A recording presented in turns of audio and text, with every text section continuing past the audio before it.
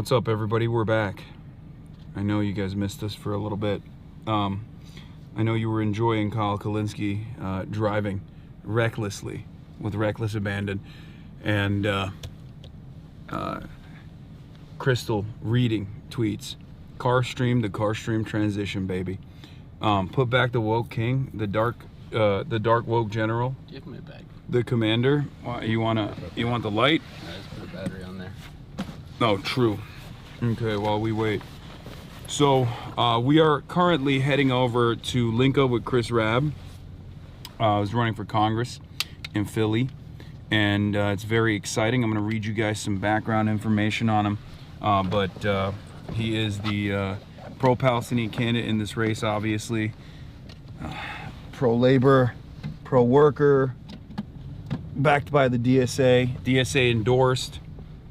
Okay, hold on. I'm putting my charger on real quick, pulling up chat real quick, and then pulling up my notes real quick.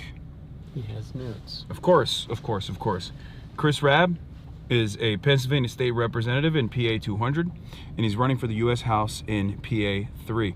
It's a D+40 district. So, as you guys know, the policy is running up the numbers, getting the leftmost possible candidate running in all of the races all around the country.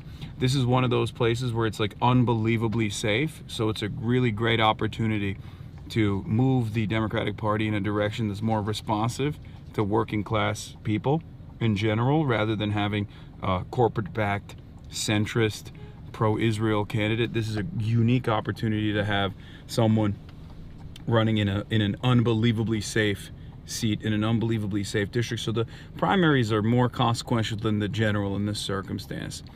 But yeah, he is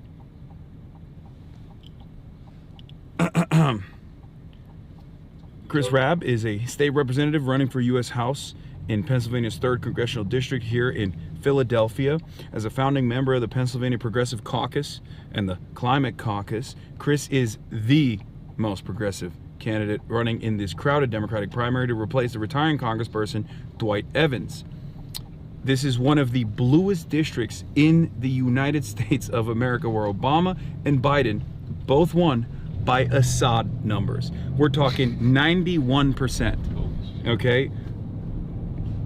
Chris has been a vocal critic of Israel and has called for the Democrats to hold our own party more accountable for support of the genocide of the Palestinians and the war on Iran.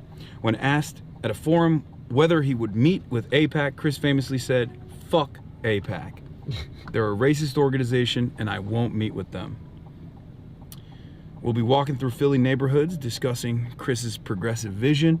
We're going to be talking about his stance on key issues like Palestine, healthcare, and the affordability crisis, and how he plans to bring grassroots activism and grassroots organizing experiences to his congressional seat. Okay? I have a lot of questions for him, obviously, but I'm very excited to see this beautiful city that I haven't been to in quite a while. I've said often that unlike Los Angeles, Philadelphia is a real city, or at least close to a real city if we're looking at American standards. It's a beautiful place. There's, some semblance of a public transit system here, unlike Los Angeles. So very exciting stuff overall. I think Chris also had like a rally earlier today, which we didn't go to. The rally was obviously during the day, but we're going to be going, dining, wining, and I'm going to be interviewing him after we get some food. So very exciting stuff overall, and I hope you guys will enjoy the process. Okay? The restaurant you're going to is Fire Unk. Okay. We'll also be attending a fundraiser afterwards as well, so you guys get to do a little bit more inside baseball. There's chatter saying, "On SEPTA, on the way over to you." Okay. I don't know how that stuff is gonna work, so. Fuck the Flyers, 1975. Is that fighting words, or is that a good thing? I don't even know.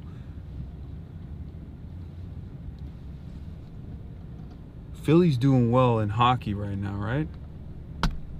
All right. Are you guys like hockey? You looking at me like that's a crazy question. I don't know. Only like I'm black, I watch hockey.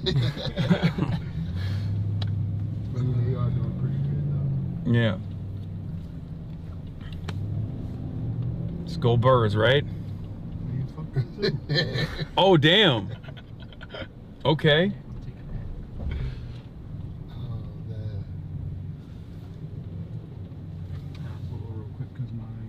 Yeah. But yeah, fuck them too. Okay. What team do you support? Me personally, I'm a Broncos fan myself. Okay. So you're not OG from Philadelphia.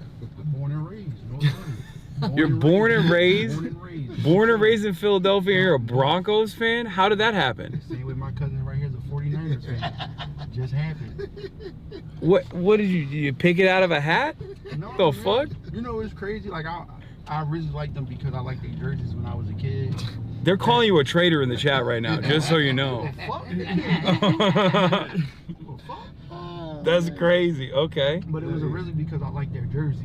And then Terrell Davis was one of my favorite football players. And John Elway used to crush it. So Broncos fan. Okay. It's better than all these fake ass LeBron fans because everybody, I don't like LeBron, but let him come to the Sixers. Oh my God, LeBron is the king. He's the GOAT. I mean, Dick too. I'm a LeBron fan across the board. I don't care. I'm agnostic to whichever team he plays so in. you're just a LeBron fan. Yeah. I'm just a Some LeBron people- fan. Some people are bandwagon hoppers. Oh yeah. They only like LeBron. I'm not gonna say they love LeBron, so they like whatever team he on. I don't care. He could be on the. Yeah. I'm Alaskan agnostic to Bubble whichever Fucks, team. and Yeah. They will love him. Oh my God, he's on the Alaskan Bubble Fucks. Let's be LeBron fans. Let's love the Bubble Fucks. Nah, I don't care about none of that. But I like What about in the NBA?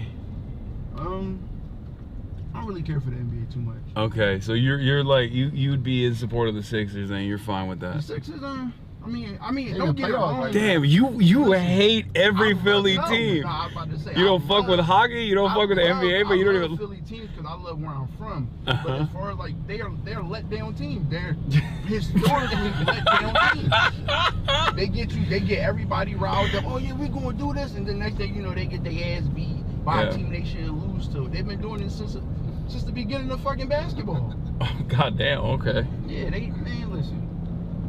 that's crazy. Teach his own, man. You like who you like. Do you agree with that, cousin? The assessment is he right? That's why he over here laughing. That's why he over here laughing. I want to support the final. What is it? Phantoms. He don't even know. That's why you know he lying. What do you think I like in Philadelphia? I would rather watch. What was that shit? What was that football league they had? Yeah, the Philadelphia Soul. What was that? Arena football. I would rather watch that shit. Wow. nowadays Than the NFL. I would rather watch lingerie football right now. Yeah, I don't care. That's crazy. It seems it's not a gladiator sport no more. Everybody cry too much. They bitch too much. Everybody want to be sexy. Everybody want to come with tank tops and halter tops. So I'm like, bro, y'all grown ass men. It's supposed to be a hard hitting. I'm a break your face type sport, and everybody. It's too soft. Football is too soft. That's what I think. Basketball is too. Everybody in basketball. Wait, how old are you, if you don't mind me asking? 37. You're 37. Okay, well, first of all, you don't look 37. I don't know Damn. if this is good or bad. No. I thought you were like 27. Well, thank you, good brother. Yeah, I'm younger than you, which is crazy. I normally don't meet people older than me.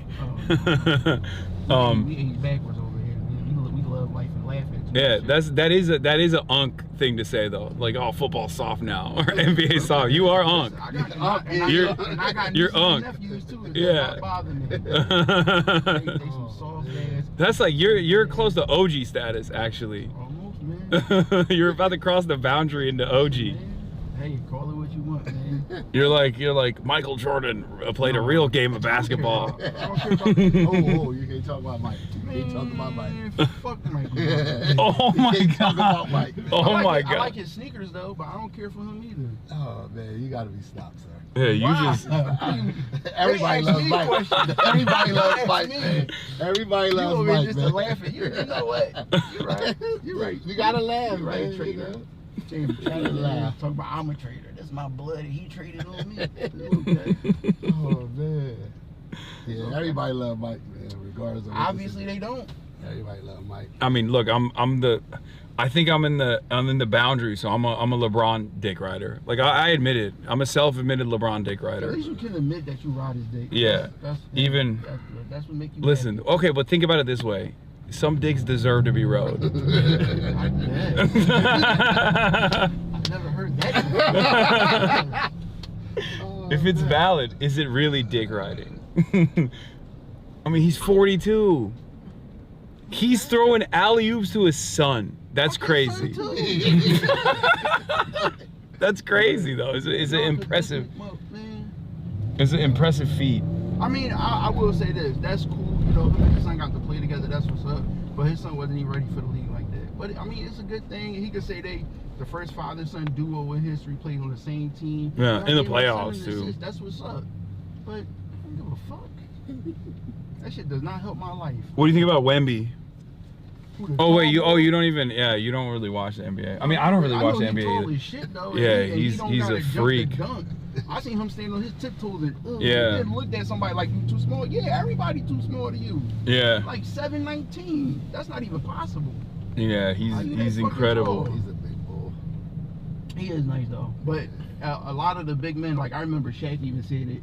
A lot of the big men in the league now, like they don't play like big men no more. They all play like points and shooting guards. Yeah, he can shoot a three. Like he can he has handles, which is crazy because 7'9" of how tall he is. The ball literally takes like a second to travel to the ground from where he's starting. Exactly. Come on, bro, with the purple. But I mean, listen. Like I ain't gonna sit here and say everybody in the league soft, everybody in the league, you know, a bunch of bitches, but you know, most of them. And then you do got some real good players in the league right now. They won the championship or something? Personally, I just don't care. Pennsylvania won? They got the trophy walking around. He might be a So coach or a nobody's player. still- Oh, what the fuck? I think he a player or a coach. He might be a player. coach. No, he's lucky. You want to ask him? No? Don't ask him. He's smiling too hard. He definitely ain't win that. He probably But the he- team probably. What is it? Is it? It's a trophy for the college basketball. UPenn, I think they won a trophy. Chat, what did they win? They're probably sitting behind me like, why'd you draw me some stuff? He's just walking around with the trophy in his hand. I'm sure somebody take it thinking it's real good. You know, West Philly, right? Yeah. University of I Penn. can't say that to my bad. We are nowhere. I said, chat, what is that? You said a trophy looks like. Yeah, no shit, dude. I saw that too. I'm saying, what do you think the trophy is for? What has someone in the Pennsylvania state won recently? Oh, 30,000 people in here. Not a single one of you have any competent assessment. And I'm the sellout because I don't watch sports like that. Well, I mean, there's not, yeah. Let me stop interrupting you. These guys are, no, it's fine. These guys are nerds, so they don't. I mean, I'm a nerd too. That's probably why we follow politics. Like that's what we care about the most. Okay. That's your gladiator sport. Yeah, that is my gladiator I sport. could dig. Yeah, y'all listen. Politicians are tougher than most of these NBA, NFL players. You have an agenda. That's what it is. That's what it is. Your agenda is gotten to. Listen, my job was to drive and be quiet, and I was fine with that. But you asked me a question now. I guess I'm all in, fellas. Yeah, no, it's fine. I mean, I like it. It's just, but you're putting that agenda back on the menu every time. You're like, politicians are harder than Y'all the tough as NBA. nails, man. That's not true. Because maybe somebody from the NBA sees them like, you right, we do play like bitches. Yeah, y'all do. Yeah, they gotta play hard. Yeah, y'all gotta be tough now. Shit, Jordan played with the flu. He was about to die, and I don't even like that man. But tough as nails. And anybody going up against Shaq, tough as nails.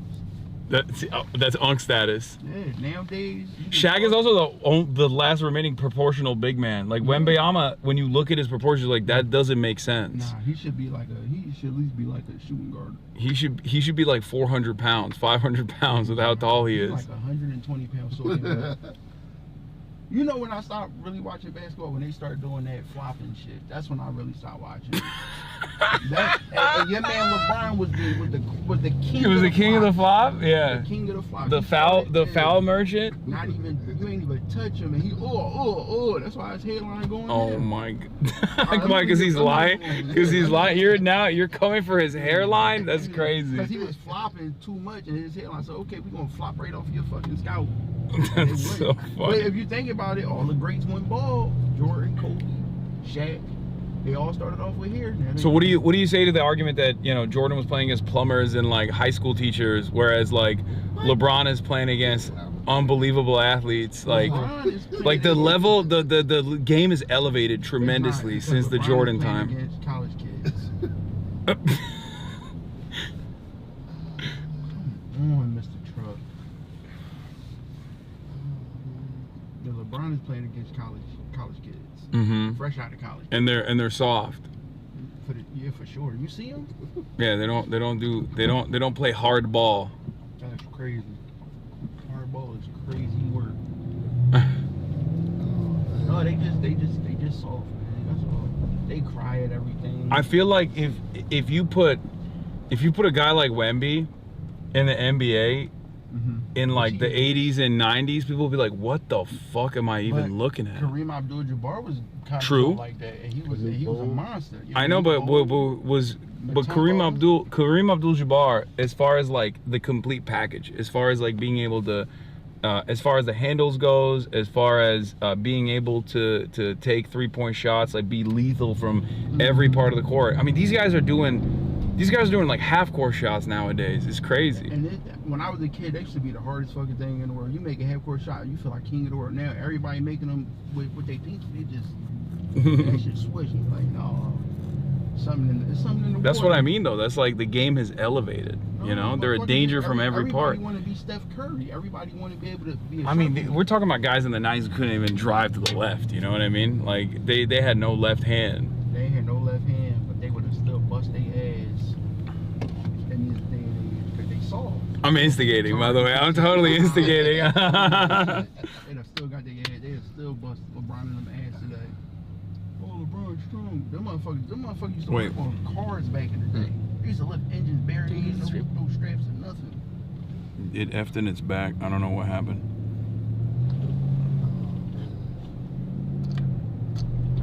I forgot what time it was. I'm like, why just so much traffic out here? But you're in a tight area. Yeah, everybody just slow. That was weird. It like dropped me from my it dropped me out too, chat. I don't know what happened. Me Twitch side. Yeah, it kicked me off. It was a Twitch side issue, I think. Twitch bricked for a second. Twitch didn't like What made you want to get into politics? I don't know. I mean, I grew up in Turkey. So I was always invested in politics in Turkey, and it translated to my investment here as well when I came out to America in 2009. Yeah. Like a little backstory. I thought you just like, I'm gonna just do this shit because I like to talk shit to people. And we just gonna rock out. You guys don't really you care about politics that much, I assume, or no? Or you do? See, in America, people always do this thing where they get shy about their political opinions in general. I'm not saying you are. You seem to be very. You seem to say things that are probably much much more controversial in Philadelphia, like, you know, fuck the Eagles, that type of thing, or fuck the Jets, so, or not Jets, the Eagles. They can't beat me. This is a Broncos fan. Yeah, you're a Broncos fan in Philadelphia, so I'm out here. you're already used to contentious conversations. But what I was gonna say is, as far as politics goes, Americans are worried about talking about politics usually. You don't talk about politics or religion at the table. In Turkey, it's different. You start with politics. It's politics first. It's a car accident. Detour. It's a car accident. Damn. It's a detour. Yeah, it looks suspicious. Yeah. It looks suspect. Yeah, getting West Can I Philly, just like, go around? Yeah, and just come you alright. go around, come back on. Yeah, that shit was crazy. And there's too many. I don't want to say it, but you know what I'm about to say. There's Yeah, too I many know. of them in the street. There's a car there. The fuck?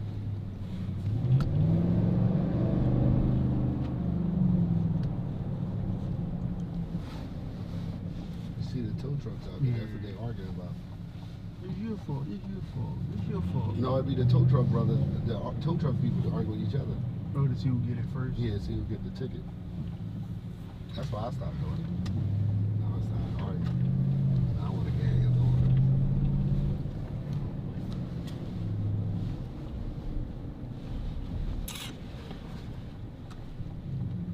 Should I go up another block? No. You right. Because you don't take you up Yeah, and they'll turn you back, down. but I don't know if they really like that close. No, on they the would street. down that block right there. Alright. I know something about West Philly. No, because sometimes you can't say what we did, man. You gotta stop saying it.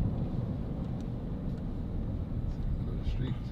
Is this where Always Sunny in Philadelphia was filmed? No. Nah. It was South Philly, right? Two tow trucks. It's a very different part of Philadelphia. For sure. Oh, I could make that turn because people come in there. Thanks for asking that, chatter. Yeah. So I don't have to. Oh, you were wondering as well. Okay. Never been here before. Black Chinese store? Black Yeah, I Dragon? think it is. New Yeah, Zone the unlocked. Black Dragon. It's the I never Black been Chinese there. store. I could get me an egg roll or something. I heard the Call food egg is rolls. bomb. They say they don't call them egg What rolls. are they called? They call Rolls? something else. They call something else. They got different I'm names. time for all that shit, man. See, that's why. That's why. You mean spring roll? Oh, they, Yeah, right. yeah, this is why I stay down north. Come on, Mr. Jenkins. All right, they're waiting over here. Well, what the hell? Is there like there's a whole fucking professional camera crew? I assume. I'm right here. You get right. Yeah. All right, let's pull this out. 2 bars. That's not bad. Yeah. So This, Let's go out that way. Actually, we can probably get out this way. Alright, getting chest cam for a sec, chat, sorry.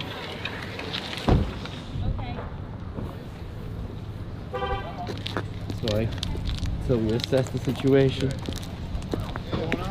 Getting chest cam till we assess. Hey, what's happening, guys? new voter. Brand new voter. 18. Oh, hell yeah. Nice to see you. Nice to meet you. What's up, my man? Pleasure to meet you. Come on, bring it in. Nice to meet you. Good, good. Chris Rabb. Yeah. Hasan. meet you. Thank you for being here. Yeah, thanks for coming out to Philly. What's going on, Hasan? Yeah. Nice to meet you guys. Nice to meet you. Hi. What's happening? Hasan? March, nice to meet you. Nice to meet you. Thanks so much.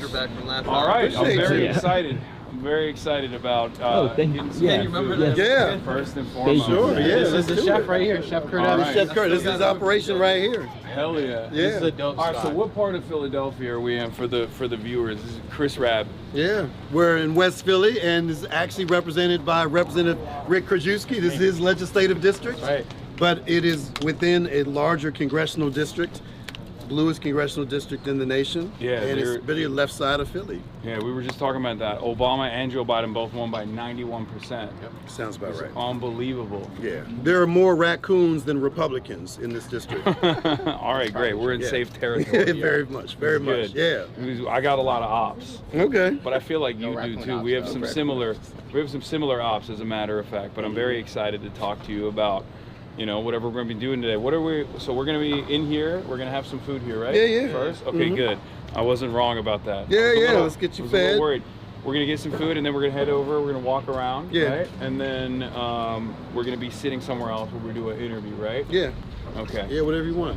Yeah, we're flexible. Well, I think we're gonna do, if y'all cool with it, we're gonna do an interview right here. Uh-huh. Instead of walking to Rick's house, which Yeah. is the OG plan. Okay. And then after that, we'll head over to Bernada's where the canvassers are gonna come through. Okay. So we All can right. spend some time here. You guys will chill out. All right. Perfect. So Yeah. we're gonna do the interview here then. Yeah. All right. Let's do it. All right. Let's Okay. just keep them in their camera, y'all, and we'll stay out here. All right. Okay. Thank you. All right. You got a bigger camera crew than I do. That's crazy. Okay. Wherever you wanna. How should we set it up? Yeah, whatever you need. I mean, Sorry, go for it. Well, I was gonna say I can handheld over here if you guys want to face that way, but Cool. yeah. Hasan. How you doing? I remember All right, it's good. Minneapolis. Yeah. What's happening? Or actually, Thanks for coming to our hometown. Of course. Are you cool if I put one of our mics on? Yeah, no, that's fine. you know what?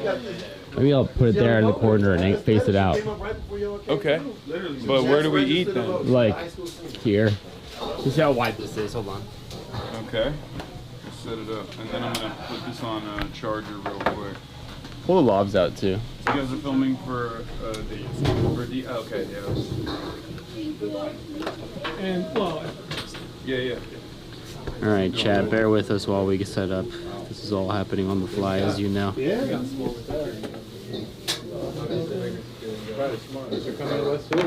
got a lot of security. Normally I have a policy of never really doing anything with security, but since the recent campaign from Fox News putting me in the crosshairs for pretty much everything that's going on, including the White House Correspondents' Dinner attempt. Yeah. You know, there have been some concerns. Sure. But it'll be. But it's fine. Okay, hold on. Okay, yeah, handheld it. Okay. All right, so we'll do double lav mic. We're gonna put the DSA lav mics on, and then we're also gonna be. Okay. Oh, you got the OG. All right. Also, the food's ready too. So we should open this right for y'all. Road one. Yeah. You know what I'm saying? Yeah. Yeah, once you get the camera stuff done, we'll open right up food store that they can eat while they're. All right, Chad, you're gonna go be deaf for a second, okay? As to not hurt people's ears. There's no going back. Then I was on CBS. National. More people watching this. In the dark place. Hold on. Yeah, because I'm saying this was different. And then Chris, can I put this one on you? Yeah, sure. So why Black Dragon? Why are we here and not somewhere else? I mean, the food changed my life, but I heard people talking about it. I'm like, oh, this is hype or whatever. I mean, I've had this food before and it's great, but I had never had this kind of fusion before. I mean, you know, Chinese and soul food, like I'd never heard of that before, so I gotta try it. And they said, well, you gotta try the salmon cheesesteak rolls. Like, I'm like, word? Like, Salmon cheesesteak rolls. yeah, I mean, Well, I don't need any seafood. yeah, But We took that into account. yeah, we were told, yeah, but I do, and it changed my life. But the other thing is, this brother has done a lot of good work, working in the criminal justice space, restorative justice, and you know, we need to also lift up black businesses that are locally based, that are community centered, because there's not enough businesses that are building community wealth. We have too many businesses that are about preying on folks, exploiting labor and so forth. And so any opportunity I can to lift up local businesses, particularly black-owned businesses, I do it. So, Yeah. But I mean, even if it weren't, the food is just that banging. So, how long has this business been in operation? Actually going on 2 years in August. 2 years. Yeah, but the whole concept of the pop-ups I've been doing them for about 12. Oh, so I've been wow. doing pop-ups, Okay. fusion cuisine throughout the city, other cities and stuff like that. Okay. Hell yeah. Yeah, I mean, I think the story behind like the Black Asian fusion, like Yeah, the concept is also And the dope, concept you know? is, so this was a former Chinese store. So as you can see, like most of this stuff, this layout was here. We took the bulletproof glass down because you know the service in the hood is a bulletproof glass. Hurry up, buy. We actually put counters in. We gave access to a bathroom. So these are like things that when you do go to a regular Chinese store, you don't have those. And we're not saying that as in a way of Asians being discriminative, but being able to come to America, they couldn't get money, they couldn't get loans to open businesses in white neighborhoods. Yeah. So they force you into a black neighborhood. And honestly, outside of living in a Chinese store, you don't see Asians in the community unless they're inside of this, and they usually live upstairs and they work down here. So the concept of the Black Dragon is a lot of the second and third generation Chinese Americans, they're here, they done got their education, they got jobs in tech, some of them may be doctors, lawyers, they're just in whole other fields, so they're not taking the stores on. just in the Philadelphia area, it's about 600 of these Chinese stores. It's more Chinese stores in the world, in America, than it is McDonald's in the world.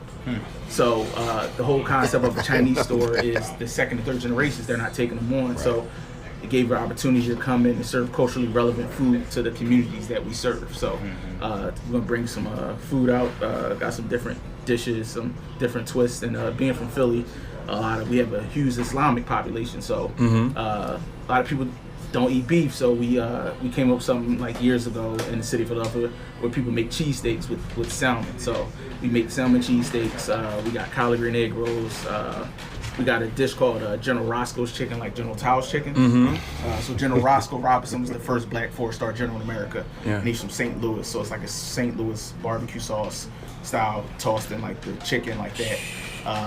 Magnolia beef, we have some Magnolia. I was already hungry. So the Magnolia Projects in Fifth Ward, New Orleans. So we represented that dish. So we do a lot of fusion and twist on words. Hell yeah. And it's dope. Like, I think, you know, what's so Making my exciting- mouth water. Yeah, I know, right? I'm like, that's why I wanted to do it here. I'm like, damn, right? okay. There's a lot of history here. Okay. Once you get the spread Yeah, out, I'm about to y'all get can start. Yeah. I'm about to get it out for y'all. Yeah. So, I know your uncle. Oh, really? I just saw him in D.C. How? So you've been on the Young Turks? Like you're many years ago. Okay. When I was a political blogger. He would have me on the show a few times. Gosh, that was, I don't know, 15. Oh my God. Yeah. Wait, let me change your just life. put this down here real quick. Sorry. So General Roscoe's chicken. And this is my play on sweet and sour chicken. This is sweet potato chicken. So you take the sweet potato, yam, juice it down. Oof, make it I'm so sauce out happy. of it. This is. I feel like we're gonna have to fall asleep out there. No, he's gonna get the itis. Yeah, that's the itis. Yeah, Yeah. some sweet potato donuts. Oh, dude. Oh, Oh my God. I got you. Thank you. This is. I wanted it to be meaningful. I didn't want to pick any spot, and this says a lot of. Yeah, I mean, Oh, it is. I wouldn't be here if it wasn't for black entrepreneurship. Veggie lo mein. So I want to, lift up all the folks who are doing the work. Magnolia Project beef. I did something with Shoykot the other day in San Francisco, and we made the mistake of going to a Palestinian kitchen. I say mistake because I was uncontrollably just like staring at the food and just like pounding it. So I'm gonna try to hold myself accountable this time. Okay. And I'm gonna be a little bit more normal. Okay, it's salmon. You're not gonna have that. That's So those are only the salmon cheesesteaks. These are salmon, these we are got these. regular Yeah. cheesesteak. Oh, Yeah, regular. hell yeah. Yeah. Let's We go. got more donuts. We got enough Okay. donuts to go around for everyone. Some extra plates. Yeah. Now, I just want to be transparent. The reason I'm motivated about this opportunity is because my cred with my sons is next level now. Like, That's what Rashida said too. no, I'm just saying, like, I don't know how long it will last, but now my sons might actually vote for me. I mean, when they're like, Dad, Hassan Piker. I'm like, hey, you actually returned my phone call. So if that's the only reason, I thank you. Okay. Well, I'm very excited about this. Thank you. Thank you for having us here today. Yeah. All right. When do we dig in? Yeah, you can dig in. And right over this backdrop. Yeah, I was gonna ask about this. Yeah, tell me about that. So this was from a Black Panther rally in Oakland in the 70s, and power to black people, and then black power, power to the people, then black power to black people, then there's yellow power to yellow people. So it showed a time when Asians, Americans, and Black Americans had solidarity in this country. So when we do expand out doing other Black Dragons, I have several images throughout history of Blacks and Asians having solidarity together. So it's always going to be a mural like that in the next Black Dragon. And the next Black Dragon will be in a former Chinese store as well, too. Yeah. And one of the things I love about it is because I'm always talking about collective liberation, right? So, I can't be free until you're free. And so how we connect, and kind of the through line of my campaign is, our fates are intertwined. So we gotta, lift up all of our stories and see what we have in common. So. And I think, some local important context on that, right? Especially, there was a recent fight here to push back against an arena in Chinatown. Yeah, so I was against that. And so Chris and I were both opposed to it, and there was a narrative out there that black people wanted this arena and that they wanted us to have a new basketball arena, and we felt that it was important to show that the black community has a history of solidarity with the Asian community, and that we were actually going to come together in solidarity to push back against this thing. And so I think Black Dragon, the work around the arena, all this multiculturalism that you're seeing in the city is a really powerful moment of saying we're not going to have the same division that happened when Asians were blocked out of businesses and ended up in black communities. And when we were redlined in those same communities, we're actually going to come together and do something beautiful and eat some great food. And we got to beat the billionaire class too. I would say. So why did you guys oppose the building of the arena, if you don't mind me asking? No, of course, because it was displacing a historic community. You're talking about 20,000 people, and Chinatown is so much more than Asian Americans in that space. It attracts people from all over the world. Like, so it's a tourist spot, but also has deep historic roots. And why should we displace these communities for the benefit of 3 billionaires who want to make more money through gentrification and things that did not actually benefit? And they get tax subsidies as well. I assume it's like usually created with tax dollars, right? Only for 40 games a season. Right. It's only going to be 40 games, so it would be desolate half the time. You would have to have a nice plan. They didn't have a plan for the arts, no reinvestment into the community, none of that. It just was literally going to put a stadium here, and they weren't even actually in communication with organizations in Chinatown. No. Okay. All right. So all right. Let's dig in. Let's dig in. I'm waiting. Okay. So piece by piece, let's go. This is the cheese. And you can like split it in half. You got some ketchup, dip sauce over there. I'm sorry, mind if I get in there? Get in there, yeah. Oh my God! I told you. Hey, you want a napkin? Yes, please. Some extra plates if y'all want to just like take any forks and go through and just take whatever y'all want to add. Yeah. Okay. Thank you. Right. So this is a cheesesteak, egg roll. Yes, cheesesteak egg roll. It's delicious. Oh my God. Being in the city of Philadelphia, what makes sense to put in the egg roll cheesesteaks. And this is hot sauce ketchup. Yep. Oh my God. Right? This is amazing. Oh man. Can't get a fork. You go, Marsh, you want to try some? Maybe at the end. Huh? Uh-huh.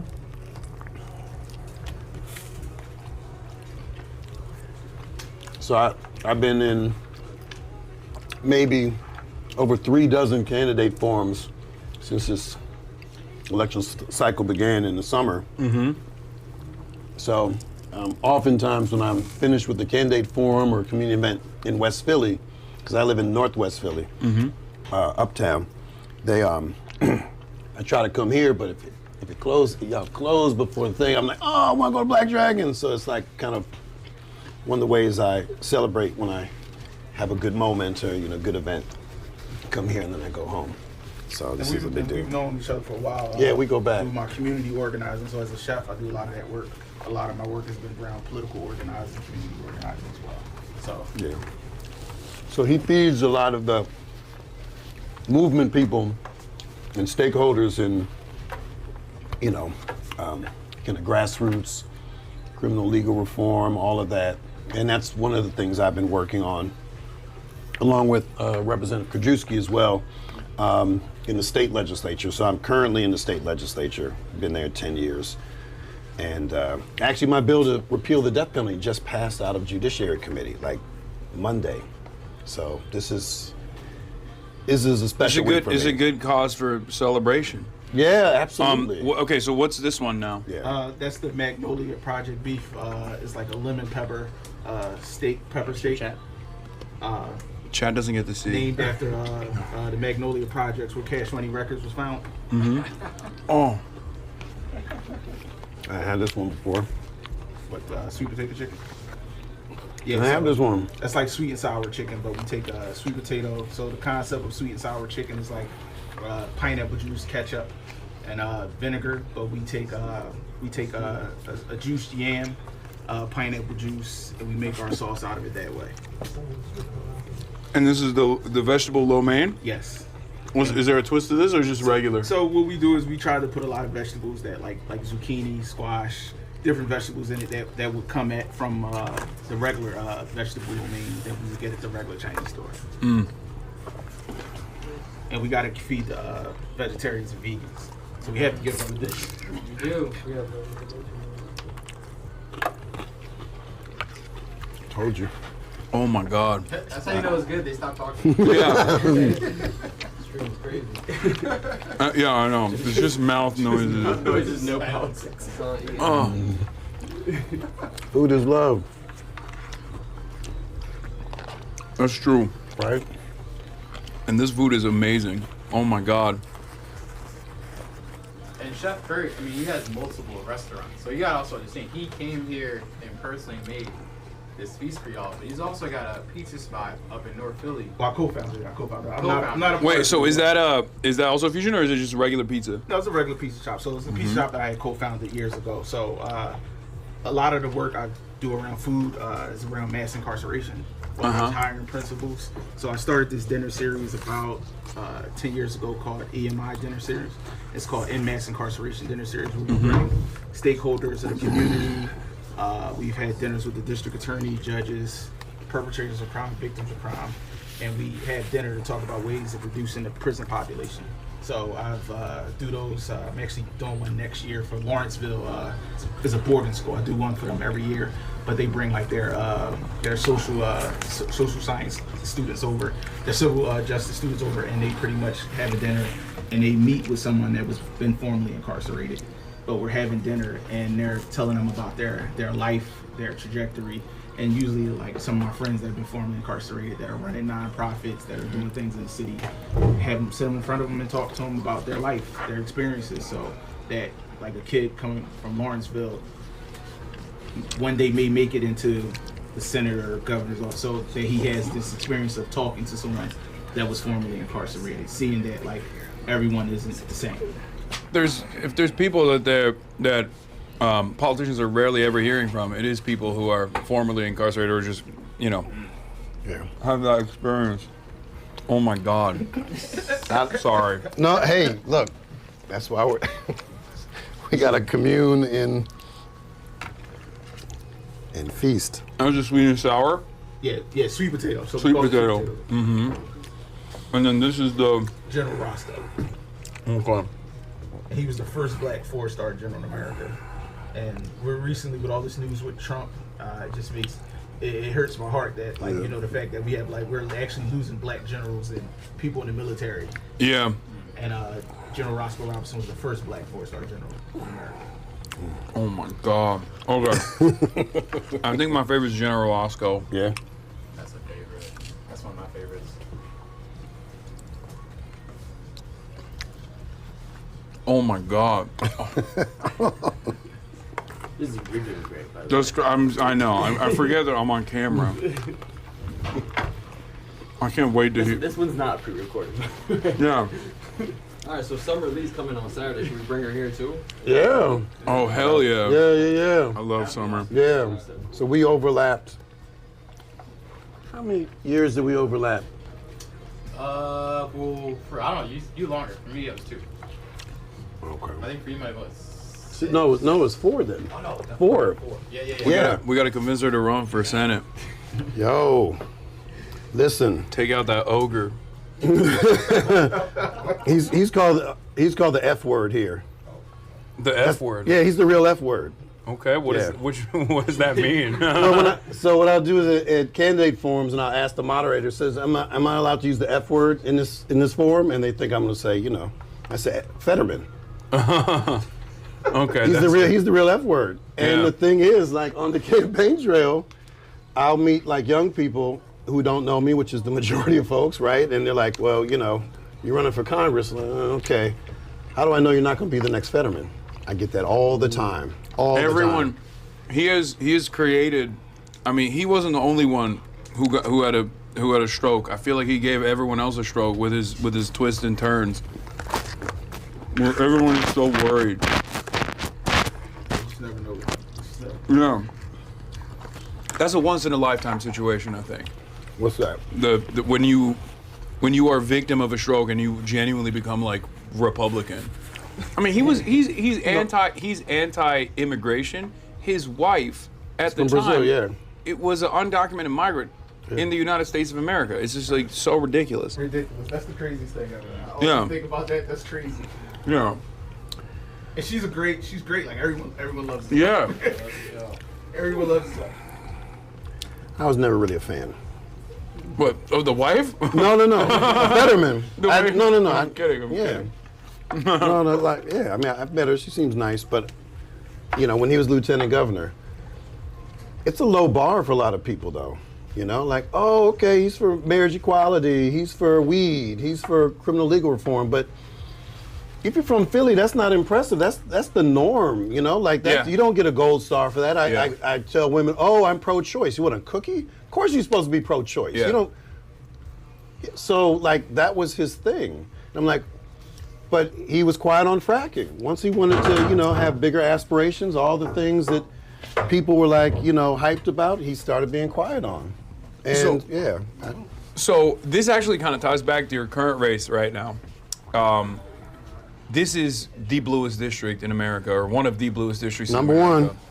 And well, there's two questions that I have for you. One is about something that I was just seeing on CNN right before I got here. Harry Enton doing the classic, like, black people are leaving the Democratic Party alarm bells that they ring all the time. They did this with Kamala Harris as well, if you remember, where they were like, I do. And even Barack Obama came out and was like, oh, I guess if you don't want to vote for Kamala, you might be black men, you might be misogynistic. It was ridiculous. Yes. The hyper focus is ridiculous because the marginal swings are almost utterly irrelevant, Yeah. especially when you look at like major swaths of the white male population that's overwhelmingly voting for Republicans over and over again, and that's taken for granted. That's never Right. like seen as significant, right? Yeah. So there's a lot of scapegoating of black people in general. Absolutely. But do you feel like there's actually any changes? And if there are, where do you think that's coming from? Well, I mean, Like, are black people disillusioned with the Democratic Party at this point because they just haven't, like, Democrats have taken their vote for granted? well, yeah, but we also show up. I mean, Exactly. that's how you can't be a Democratic candidate for president or for most statewide office and win without black people. There's a rule of thumb in this state that you need at least 11% of the total voting population in Pennsylvania for a Democrat to win. And that 11% has to come from Philly because we're the largest city Yeah. by a long shot. And this is a black city. So if black folk don't show up, we all lose. But when we do show up, we're not the first at the trough. We don't get the things. So our vote is taken for granted, particularly black women. Because black women are the last true loyal bastion of the Democratic base. Yeah. But black men are not too far below that. So were there younger men of all ethnicities who were turned off or who felt disconnected? Yeah, but that's not based on blackness. That's based on exclusion Across the and board. erasure across the board. And- You would see it among white, Latino, black, Asian American. You saw that. But here's the thing. They invested. They reached them where they were. And I'm going to be slammed for even talking to you. How dare I be on your show? How dare I engage you? But there's a double standard because as a black progressive, I can't do this. I'm part of the problem or something. But Pete Buttigieg, he goes on Fox News. Nobody says anything. Yeah. Fox News is an inherently racist media outlet. 100%. Right? But no one, and Same the only with Bill people. Maher. Half of the politicians that were like, "Oh, I would never go on Hassan Piker's stream," were like, "You went on Bill Maher last week. How do He you said the justify that? N-word." Right. Like, that's insane to me. Right, and so that double standard is real. So, Yeah. this is something that I love about Congresswoman Summer Lee. She's One of the best. many things. It's like people need to understand that many of us who identify as progressive, we are progressive because we are black. Yeah. Right? And understanding that just inhabiting black bodies is a political act, and how it connects to however you choose to define progressivism, that we can't be truly free and have meaningful opportunities if we do not confront these structures that are inherently racist, right? And so that's why I'm a progressive. That's why I'm a democratic socialist. Yeah. Like, it's rooted in my blackness. You cannot talk about any of this without talking about race. There's also the revolutionary history as well in general. Like, a lot of black organizing, especially in the 60s and 70s and onward, before the FBI got its hands on everything, was rooted around principles that I think now a lot of Americans would consider very radical. Oh, the Black Panther Party was organized around the boundaries of some might even say Maoist thought. Do you feel like there could be an opportunity for resurgence within democratic socialism for black voters, at least in this district that you're a part of? Oh, absolutely. I mean, the sky's the limit. The labels are maybe what's disconnected, right? Mm-hmm. Because if you don't know anything about socialism or democratic socialism, or the word has been building up more oligarchy, or fascism, maybe people don't understand those definitions, but they understand fuckery.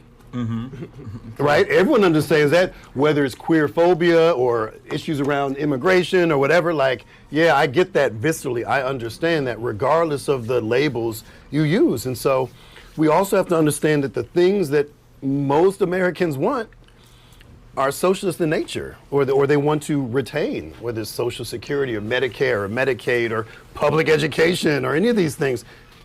Those in a free market system, in a capitalistic society, shouldn't exist. They existed because we made that happen. Yeah. We need to make sure that it is better funded and broader so it includes everyone. But yeah, we absolutely have that ability because we've done it before. Yeah, and it's a never-ending struggle. We do take a lot of this stuff for granted. I mean, one of the simplest versions of this, obviously, is like the fire department, for example. Initially, it was a for-profit private enterprise, and obviously that created a lot of issues. And then we decided that it shouldn't be privatized anymore. It should be a public service. And yet, maybe not the fire department, but plenty of the other social safety nets that people have fought long and hard for are now being taken away from Americans. And I feel like it creates an environment of anger and resentment. And I think the Republicans actually are very good at taking that anger and resentment and redirecting it to vulnerable populations, redirecting it back to black people, brown people, women in general, queer people, undocumented migrants, people that have a lot more to lose, and people that actually have the same exact class interests as the average white person. Yeah, I that's so true. And one of the things that I really worry about sometimes is when in Pennsylvania they'll say, oh, in between Philly and Pittsburgh is Kentucky, and they'll call it Pennsyltucky as a slight to people. I might have said that. All right, so look, that's cool but I'm 7 generations Kentucky. But I also do think that we can win in Kentucky. Yes, but here's the thing. We shouldn't have rural communities be the butt of jokes, right? Because like my grandparents were civil rights activists in rural Jim Crow Kentucky. Like, they were doing the work against the Democratic Party, because then no self-respecting black person would ever be a Democrat. Yeah. In the 1920s? Yeah. Like, that's like being a chicken voting for Colonel Sanders. That didn't make any sense, right? They were proud Republicans. But they did amazing work in rural communities. And our rural siblings, we have a lot in common. And so if we want them to respect the issues and priorities of urban communities, we got to show that same respect. So I don't want to bash that. And let's also remember, the majority of black people are in the South. Yeah. Right? And the majority of black folk in the North come from the South. Yeah. So our roots are strong. And look, like, we're eating the food of this is the brilliance, the culinary brilliance of enslaved people who now all these things are like next level haute couture, high culinary stuff, but it was made by folks who were they didn't even own their own humanity legally. So we gotta connect the dots and find ways to engage folks where the billionaire class seeks to divide us. They're always doing it, and they're not gonna do it but for so long when we organize. Yeah. And I do think that there is a tremendous opportunity to do that right now, especially in this day and age where I'm seeing a lot more frustration from regular lifelong Democrats who never would have considered the likes of Bernie Sanders, who voted against Bernie Sanders, come out and openly say maybe Bernie was right and it was a mistake to vote for Hillary Clinton. We're seeing different versions of that all around the country with these insurgency campaigns, these disruptive campaigns that are a lot more responsive to the needs of the voters. And I think the response that corporate media is delivering is because they're worried about losing their grip on power. They can no longer gatekeep who gets to talk and for how long they talk. Is that why they're afraid of you? I think that's part of it. I mean, look, so you wrote articles, you had a blog in the 2000s. Yeah. It was called Afro Netizen. Yeah. And if you don't mind, I would love to ask you a little bit about that. Like, what was the overall goal with this blog? Well, 1995, I was 25 years old. It was the year of the internet, right? And people were talking about it. And there started to become platforms towards the end of the 90s. And then there was something called new media, which is the predecessor of social media, right? And they talk about the blogosphere. And there was a lot of folks who were saying, oh, this is the great equalizer. Everyone has access to the internet. It's free. You can do whatever you want. But they didn't look at the power structures. They didn't look at structural inequality to show how sites of privilege just recreated themselves in a new sphere. So I said, well, you know, we were called netizens, citizens of the net. And like, oh, this is this egalitarian thing. And I'm like, no, it's not. Because all the most important voices that were being lifted up by corporate media were the same most privileged people, and they didn't represent the diversity of our nation. And so I created Afro Netizen. I said, yeah, there's black people on the internet too, and we have ideas and opinions. So I talked about politics and culture and society.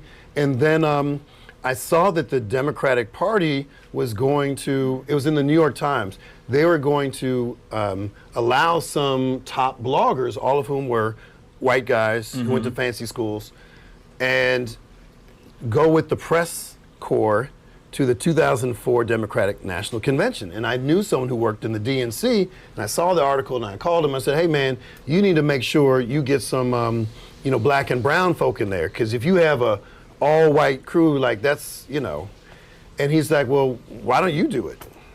I'm like, oh, I'm not on that level. And I convinced myself to do it. I maxed out my credit card and did the thing, and I interviewed folks. I interviewed, I interviewed Obama after his big speech that put him on the map. I went to the RNC, the Republican convention. That was nuts. And then after that, I kind of got on the speaking circuit talking about new media and representation. And so I just did my thing. There was no business model back then to sustain it, but I was really proud of expanding the opportunity and range of voices. And that was important to me because my great-great-grandfather founded the Baltimore Afro-American newspaper in the 1890s, which was a national publication. People all over the country read this paper, and it was so powerful that black folk had to hide the paper when they went south, because if white people saw them reading a black paper, they could be lynched. And that paper still exists 5 generations later. And so there's a connection, and this is one of the reasons I wanted to meet you. This is a form of media. This is independent media. You are not controlled by the corporate overlords, am I right? Yeah. Right? And you get in trouble for talking about the Epstein class and the billionaire class, right? Your reach is bigger than most local news stations, bigger than probably most national, in fact, right? That's asserting a kind of power that we need to move towards reclaiming a democracy that has always been fairly fragile, because we're really under authoritarianism right now, right? Cloaked in democracy. And so what that means is we need to have a broader array of viewpoints and platforms to push against the tech bros who are trying to control everything. So this is actually an act of defiance that also expands the conversation about a range of issues that are not going to be talked about in corporate media. And I'll give you an example. So they were trying to clown you yesterday. We have our biggest candidate forum of the year. And did they bring it up? They brought it up after the they brought it up after the debate. So I get surrounded by all these white journalists. Notice I say white journalists.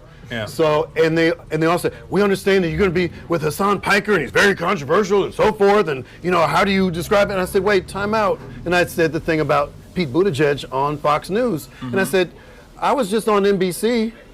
You used to be owned by General Electric, which was one of the largest defense contractors in the world. Should I not come back on your show? They didn't have anything to say. Well, there's also the optics of civility that I think a lot of mainstream outlets utilize, where like, I am vulgar, I'm a vulgar person, I'm a passionate person about the issues that I speak on. The reason why they don't like what I do is because of what I say, is because of the issues that I advance, the issues that I advocate for. But the angle of attack is always on the vulgarity front. Right. Like, oh, you don't speak in the same way and in the same tone that mainstream outlets do. But we now live in a post-Trump universe where I think it's like we should be speaking in the same exact way that regular folks speak. Right. I see no reason to try to censor myself or talk it a different way. And I also don't even think that they would care about my style if your I was politics saying were the different. right things. Yeah. If I was like, I'm pro-Israel Right. unconditionally. They'd give you a pass. I think corporations aren't the villain, Trump is. You Right. know, like if I were to say stuff like that, then they wouldn't care. Then I would be the Joe Rogan of the left that they were supposedly looking for. Yeah. So I actually get the same thing because sometimes I use colorful language. And I understand that, so I'm Gen X. But the next generation, they tend to be like, slow up on the profanity. But I make this point, and I think there's a difference profanity and vulgarity. And so sometimes I use profane language because I'm passionate. And so I'm not going to use milquetoast language when I'm feeling passionate. If I'm talking about justice, if I'm talking about systems of oppression, I'm not going to be polite. Like that defies the spirit of it. But here's the thing. Should we be more concerned about dirty words than dirty policies, than profane policies that are deeply inhumane? If we're talking about putting children in cages for the rest of their life without the chance of parole, we've done that in Pennsylvania. In 2015, they ruled that it was unconstitutional to put children in cages for the rest of their lives with no chance of parole. That's profane. Yeah. That's profane act that actually dehumanizes and throws away, and they're largely poor black boys. Now they're finally coming home. And so if we're going to talk about words, we talk about deeds. Yeah. So, I'm all for it. Yeah, it's not an accident that I think the overwhelming majority of people that are like, oh, I won't go on Hasan's show, or oh, you're a dangerous radical, have no problem hanging out with Benjamin Netanyahu, taking photos with him, have no problem defending what I would consider to be the worst possible thing you could ever defend, a genocide of primarily But you can't children. say genocide. How dare you? Yeah, exactly. That's the real issue here. But I think many Americans are on our side, and I know that for a fact, especially on this issue, right? Yeah. And I think that's another reason why there's a lot of fear and a lot of controversy surrounding this stuff. But the reality of the matter is, people are a lot more intelligent than what the elites give them credit for. What the elites think of them is that they're stupid and easy to manipulate and malleable. Whereas even in these last couple of months, this fake controversy, this manufactured outrage, has not actually succeeded in any way, shape, or form. And as a matter of fact, a lot more people have reached out to try to get on the stream. Now, of course, I don't do that with everybody. I only do that for people that I think are good. So if you don't mind me asking, I got a text from somebody, and it was sent me a link, and it was you and someone else watching a speech I gave in West Philly. I think it was the one where you said, fuck AIPAC. Is that the one? No, well, it was another one where I was talking about you can't kill the demon unless you name it. Or Oh, yeah, I was yeah, going yeah. into, That was and you were, so I was Bars. watching you. Bars. Thank you. So I was watching you, watching me. It was very meta. And there was a That's woman just there. how it is now. Yeah, but I thought it was fascinating. I'm like, oh, what's going on here? Because I'm not on Twitch. I don't, that's not my universe. And so I'm being brought into kind of a new space with a generation that is very engaged. And one of the first questions I get when I meet young people is, where are you on Palestine? Right? Because they don't know me, because it's a litmus test. Because if I bullshit them on that, why would they believe me on Medicare for all, right? Or a living wage for all, or all those other things. So Ta-Nehisi Coates said it best when he said, how can you expect a party that won't stop a genocide to actually fight for democracy? And it's right. And I think that's a pretty sound assessment to make. Yeah, I agree 100%. I need that battery behind you. Oh. Just real quick. Which one? Perfect setup. Yeah. Are y'all cool? So we got to go to the next one. We can continue this in the vehicle to the next location. Okay. All right. Y'all cool with that? Yeah. Is that cool? How are we gonna fit? So we're gonna be able to. in this, in my SUV, we got a driver. You can sit in the front seat. Sure. And then y'all two in the. Okay. back, you can- Wait, we gotta have a donut first. Yeah, we got. Let's Hold get up. this. And do also, this. Yeah. You what? get up. Hand me the green bag. Oh, is it dying? I can't remember the 5%. I'm just gonna hook it up. Oh, it's So full. they're gonna eat a donut and This then one's Yeah, full. we got. Yeah, we Wait, got. let me get the. Oh, we're about to move anyway. We got to get this donut. You're lobbed up. All right, hold on. I'm gonna get a donut first. I gotta try this. These are all the same. Yeah. Sweet Give me a potato. donut. Yeah, I think y'all need to jump in. Oh my fucking god. Okay, bro. See, that's why we have profanity, Oh, right? oh, That's why you. oh my god. Oh, Is it that good? I feel like I need one now. Yeah, Like, yo. what's going on? oh, that is y'all get it? insane, Rick, dude. come on, get some. Dude, the donut. Can you- Oh Have you my had it? god. I have. It's been a while. That is. That okay. That is the that one sick, takes right? the cake. Is that the? That's not the sweet potato one, is it? Yeah, yeah. Oh god, the Philly cheesesteak egg roll is bomb. It's all amazing. I like the General Roscoe's chicken Yeah. the most, but that donut. Oh Yeah, that's my, the finisher. Yeah, yeah. that dude. That is excellent. This is I've I always knew what wanted I to do was this. doing. When y'all asked me, I've always, I said I've always Black wanted to do Dragon. this, the compliments Right? to the chef. I told him it was an easy choice. Why? What? I'm giving compliments to the chef, bro. Yo. That's what fancy people do. Yeah, you gotta call out the chef. I want to meet the chef. Yeah. Okay, just one more. Just, Well, I mean, And if then you're we gonna gotta do move, it, right? then I might as well do it. You gotta get one. It means no Reese's cups. I know. No Reese's cups. I mean, you're in great shape. Because I'm always Bro, walking. he's out here doing cartwheels. He's a professional. I do capoeira. Oh, you do capoeira? No way. That's sick. My Tekken character was Eddie Kudo, the one that does Yeah. capoeira. I was spammed the two buttons where you just flip the entire time you stun lock your opponent. So you're in LA, right? Yeah. So after I graduated from college, I moved to LA for the summer before I moved to Brazil, and I studied under a Brazilian instructor named Borracha. And Borracha means rubber, because he could do a handstand where the bottom half of his body was parallel to the ground. Wow. And he's like, his English wasn't good, and he said, I need you to walk down those stairs. And I said, okay, what's that about? He goes, no, on your hands. So at 22, I learned how to walk down a flight of stairs on my hands. I've been doing it ever since, but I Have you whooped anyone's ass with the techniques in the street fight or something? No comment. Whoa! That's sick. All right. I'm a man of peace. You just that's crazy. So someone's trying to throw hands, you just go, hold on. You just do a roll and start spinning. Yeah. You know. All right. This is your crew too? Yeah, we got a lot of. What's up, man? Nice. Hey, how you doing, Chris Rabb? Hi. Nice to meet you. Nice to meet you. Pleasure. Hey, how you doing? Pleasure. Likewise. Nice to meet you. My sister and I. Hey, how you doing? Is I nailed that. Good. Hell yeah. Bet. Okay. All right. Where's your car? Right here. You riding in? Yeah, we're riding with them. Yeah. You wanna go lunch out there?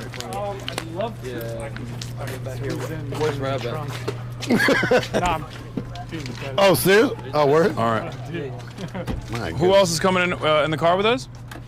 Just me and Chris? Yeah, Chris Rabb. All right, let's do it. Okay, I'll get on the other side. Okay. Is that good for you? Okay. Thank you. I'm proud of you guys for doing time like that. What? What do you mean? Perfect. We're right on time. Word? Yeah, I'm actually really proud. Look, don't trust me. I'm time blind. I'm aggressively neurospicy. So when I'm in it, I lose. I'm just saying. So we're on our way. So you, we're still live. We're still live. All right. Yeah, we're live. It never stops. That's cool. Who? Yeah. In the trunk? Let's just get back there. You don't mind? Oh yeah, It's okay. Oh, you want to? I'm mic'd up already. Yeah. I'll get out. No, just. No. He's literally Does gonna. he have a ride or no? Why would I have to record? Oh, okay. You just tell him you just get out. He says he doesn't mind. Okay. In the trunk? I mean, we could just have him in the He's back. committed. It's all Come in the good. back seat, man. Oh. There's room right here. We're leaving him in the trunk. All right, look, come through. So Brad, can you get him from your side real quick? you're. Get him in from your side real quick. Oh. Dude, sorry. Howdy. We'll get that for him. There you go. All right, beautiful. Thanks.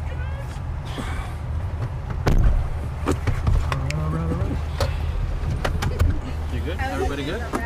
All right. Hey, that food. Are we saving that food? That's for tonight, Russ. The security guys would have loved to have that. They were talking Yeah. about. No, they it. can have it. I mean, I don't. Yeah. I don't believe in waste. So No, yeah, me yeah, either. especially not like. Well, that. I'm on camera. Otherwise, I would have shown you What how you I can do? what kind of performance I could show up. Is that with. right? Yeah. All right. So we got a silly one. Okay. In 2022, Pennsylvania had to choose between a victim of a Mossad stroke gun and a genocide-denying Turkish nationalist. Not our proudest work there. Dr. Oz and John Fetterman from New Jersey. That's the worst crime from for Dr. Oz. Oh goodness.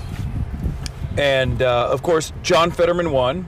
And after the stroke, he also started adopting even more and more reactionary frameworks, and became probably one of the most conservative senators in Congress right now. Spends a lot more time on Fox News than many Republican senators do now. How do you plan on addressing Pennsylvania's severe mental health crisis, especially in the context of our current Senate representation? Well, we have to destigmatize it, right? Mm-hmm. That's important. Like, there's so many people who suffer, and they suffer in silence or in the shadows because of that stigma. So I think that's really important that we acknowledge that this is part of healthcare, right? There should be no separation. And, also, like, there are people who are just assholes, regardless of condition, whether it's having a stroke or having mental illness. I think he was an asshole long before anything this befell him. True. Right? Some people are just I think it assholes. accelerated his situation. Oh yeah, no doubt. But like he was raised in a conservative family, wealthy conservatives. I think it was populist cosplay for him. Yeah. I didn't trust him. Right? It's no different than the hoodies, what you're saying, and the shorts. Yeah, I mean it was a costume that I didn't buy. I didn't buy it. I was not impressed. And I understand why a lot of people want novelty. They see the same old folks in the same suits talking the same old poll-tested stuff, and it leaves them dry. And when you see somebody like this, he's 8'3". He makes you look, Yeah. So he's taller than me, huh? Yeah, a little bit. Damn. Right? He's mogging me. He's hype mogging me. That's what we say. No, but you don't see that kind of person in elective office, and that gets your attention. And then when he says stuff, he trolls folks. He was pretty good at trolling folks back in the day, but that's not enough. I like to say when people ask, well, how do I know you're not going to be next? Fetterman, I said, he had tweets, I had receipts. I have 10 years of a legislative track record. I have thousands of votes, hundreds of bills I've introduced, hundreds of bills that I've co-sponsored. So if you want to know what I'm going to do in Congress, you can see the 10 years I've served in Harrisburg and say, oh, okay, did I push stuff out about reparations? Yes. Did I do 100% renewable energy? Yes. 100% fair funding of public education? Yes. So did I take corporate PAC money for the 10 years I could have? No, because in Pennsylvania, this is going to blow you away. In Pennsylvania, you could cut me $1 million check if I'm running on the state level. State level. Wow. But in So it's Congress, unlimited. it's unlimited, but it's so much worse. If you were a lobbyist, you could buy me a Suburban. That's crazy. You could buy me a summer house. As long as I report it, it's legal. God, in this that is state. insane. So to not take a dime of corporate PAC money in 10 years tells you who I am and Okay, what at my a certain- values are. At a certain point, I mean, this seems a little silly. Maybe you should have slid something. No, A little summer home. No, listen. This is what I tell Your my sons over integrity here. was worth more. Well, that's what I If told I my was your sons. son, I'd be pissed. Like, Dad, what are you doing? No, You could've gotten a Lamborghini. It's entirely possible. But no, Yeah. but the reason I wouldn't get that is because my politics would not align with people yeah, who would want to cut me Yeah. a big old check Well, or get me all that other stuff. Let's talk about that, actually. So, as reported by Dropsite News, an AIPAC-affiliated super PAC named 314 Action Fund has spent more than $2.6 million boosting your rival, Ayla Stanford. The super PAC says its only mission is to elect doctors and scientists. However, Stanford says she supports Medicare for all, yet she has not committed to co-sponsoring the Medicare for All bill. How do your healthcare policies differ from hers? And specifically, what's your plan for implementing Medicare for All? I don't know what her healthcare policies are. I've been on a lot of forums. I've been looking too. It's very confusing. And the website. Yeah, not even just the tweet stuff that she put out the other day, where it was like, if you're taking a dime from AIPAC, she's like, "What's AIPAC?" And I got a little heat for that because people thought I was spreading rumors. And I tell people, look, you don't have to trust me. Just Google it. Yeah. You will see that there's independent reporting. You said Dropsite, right? Yeah. The same person who was at the Intercept in 2024 reported on it. AIPAC, so the other viral moment was when I said AIPAC is trash. AIPAC knows its brand is trash. Yeah. So if they want to help someone, they don't give them money. They give money to an intermediary. And the intermediary, which is fully documented, is United Democracy Project. Yeah. And that's how 314 was funded in part, but it's also funded by some billionaires too. Yeah, so that's actually what I wanted to get to, which is, do you feel like even the hesitance in communicating a full-throated support for certain issues comes from, by your estimation, a willingness to accept these kinds of corporate PAC sponsorships, basically, from 314 and numerous other subsidiaries? Just like you pointed out, AIPAC knows its brand is toxic, so they don't go in with a straightforward approach where they're like, we're AIPAC and we're sponsoring this person because they're pro-Israel. Usually, they don't even mention Israel at all, as we saw in Illinois. Right. And then they only celebrate after the fact. Right. Or they'll attack the person who's against AIPAC. Yeah. Right. So they'll pull up stuff out of context or something when they were a kid or something like that, and they'll make it a big thing, which is what's going to happen to me. Like in a matter of days or weeks, I'm sure the AIPAC folks and then, all those other folks are going to, say, Chris Rabb kicks puppies, or whatever. Like that's what they do. You're hanging out with a dangerous radical is what they'll say, probably. Yeah, but I think a lot of that stuff, people see that and they understand exactly what's going on. Yeah. But transparency is key. I think it's important for people to understand that many of these groups, regardless of what they call themselves, is usually still funded by the same billionaires or directly by the same organizations like AIPAC. Oh, absolutely. Absolutely. But you asked about healthcare, and so I'm the only one who has consistently said I would co-sponsor the Medicare for All bill, and the prime sponsor of that bill just endorsed me, Congresswoman Jayapal, which is like a big affirmation, right? Because she doesn't have to get in the race. She could just see whoever won, because we're all saying we're for it, but she knows that I'm actually going to do the thing, and I'm going to work in unison with progressives in Congress to make it happen. And people think, Medicare for all, it's too big, it's too bold. But just think about what happened in a moderate Democratic administration with Biden, right? I mean, he was no radical, right? Yeah. But they invested in expanding the child tax credit, and it reduced child poverty by over half in a fucking year. Yeah. In 1 year. That's how bold was that. If he said, we're going to eradicate poverty, everyone thought it was crazy, or he had dementia or something like that. But they almost did it if we had the ability to expand that political base and the power in the Senate and Congress. We could have actually eradicated it. Yeah.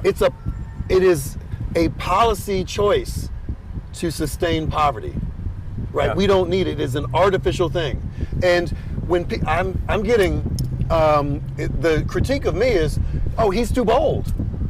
Yeah, that's not a bad thing, especially in plus 40 district. Regardless, it ties back to something that I believe which is that there's this idea that like our brand of politics won't work and it only works in deep blue districts. Well, we're in a deep blue district, so there's no reason for a deep blue district to have a wishy-washy corporate Democrat who won't come out and say what Israel is committing is a genocide, for example, or will even go so far as to say things like calling what Israel's doing is a genocide to be hurtful. I'm of course referencing Stanford here. Right. That's another point that I wanted to have your take on. It's an unbelievable quote, but I'm going to read it. Oh goodness, I know Stanford what you're going to say. Went on to say that describing Israel's genocide of Palestinians as a genocide is as hurtful to Israelis as it is to someone saying the N-word around her. As someone whose great-great-grandfather had to save up money to buy himself out of slavery here in the U.S., how do you view the connection between black liberation and Palestinian liberation? I mean, I think you referenced it before. There's a long connection and solidarity with black leaders and the Palestinian cause, right? That's nothing new. Hey. Okay. Right. I know, but it's fine. We'll keep it going. That was a powerful question for us to cut in between. But you're on the law mic, so you're fine. Okay. So so liberation is a universal value. Right. It's a universal value. You got another mic coming on? I only have 7, it's fine. One for you, if you don't mind, sir. Oh, you want, I'm gonna take another one too? Yeah. Okay, which one's this for? No Dem Left Behind, but they're rebranding No One Left Behind. Okay. Even better, right? You just want ours? You're gonna give me the audio after? I got Cost 11's on. Sure. Okay. All right, perfect. Like, we'll be in touch. Collective liberation is just a slogan if you don't actually stand up for folks. Yeah. Right? And I find common cause with the Palestinian people. I'm black, right? I descend from, when we talk about occupation, I've introduced bills for indigenous rights, and it's all connected. Yeah. What's going on? Hello. Nice to meet you. Hey. Oh, thank you. All right, thank you. I love Renatas. There's so many people outside. Yes, we have, only in passing a while. I don't know if you remember, but I brought here. Is this a fundraiser? Oh, that makes sense. We're from the same yes. city. We're from the same city. Oh, is that right? Yep. You guys. I brought my sons here. Just know, don't take it off. Oh, he's just dabbing up the owner. All right, okay. Yeah. No, I'm good. Thank you so much. Yeah. All right. Let's get them out there. Fire up the crowd a little bit. Okay. Wow. There is like more people. You. Hi. Oh, hi. Oh my God. Hey, dude. In a second. Let's just get situated first. You want like a little privacy upstairs for a quick second before we go out? Yeah, let's do that. Definitely, because I have some more questions that I want to ask. Hi. What's going on, guys? What? Uh-oh. You want to go first? first? There's no privacy out there? It's fine, man. It's fine. Yo, you see outside? There's no...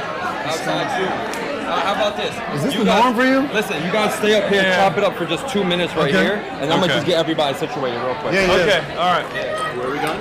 Hello again. That was a nice little acrobatic move. We have to... 1 second, guys.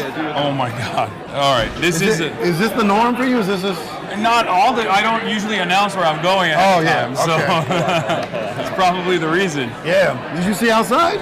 Yeah, no, there's even more people outside. There's like hundreds of people outside. We're gonna get in trouble, I feel like. Good trouble. This is good trouble. So as far as your opponent goes, so I got 2. Yeah. Well, I'm gonna go back to Stanford again. All right. Because she's done a lot. She wrote an op-ed, memorial for Colin Powell, describing him as, in 2021, describing him as embodying greatness, continually striving for excellence, and setting his own bar.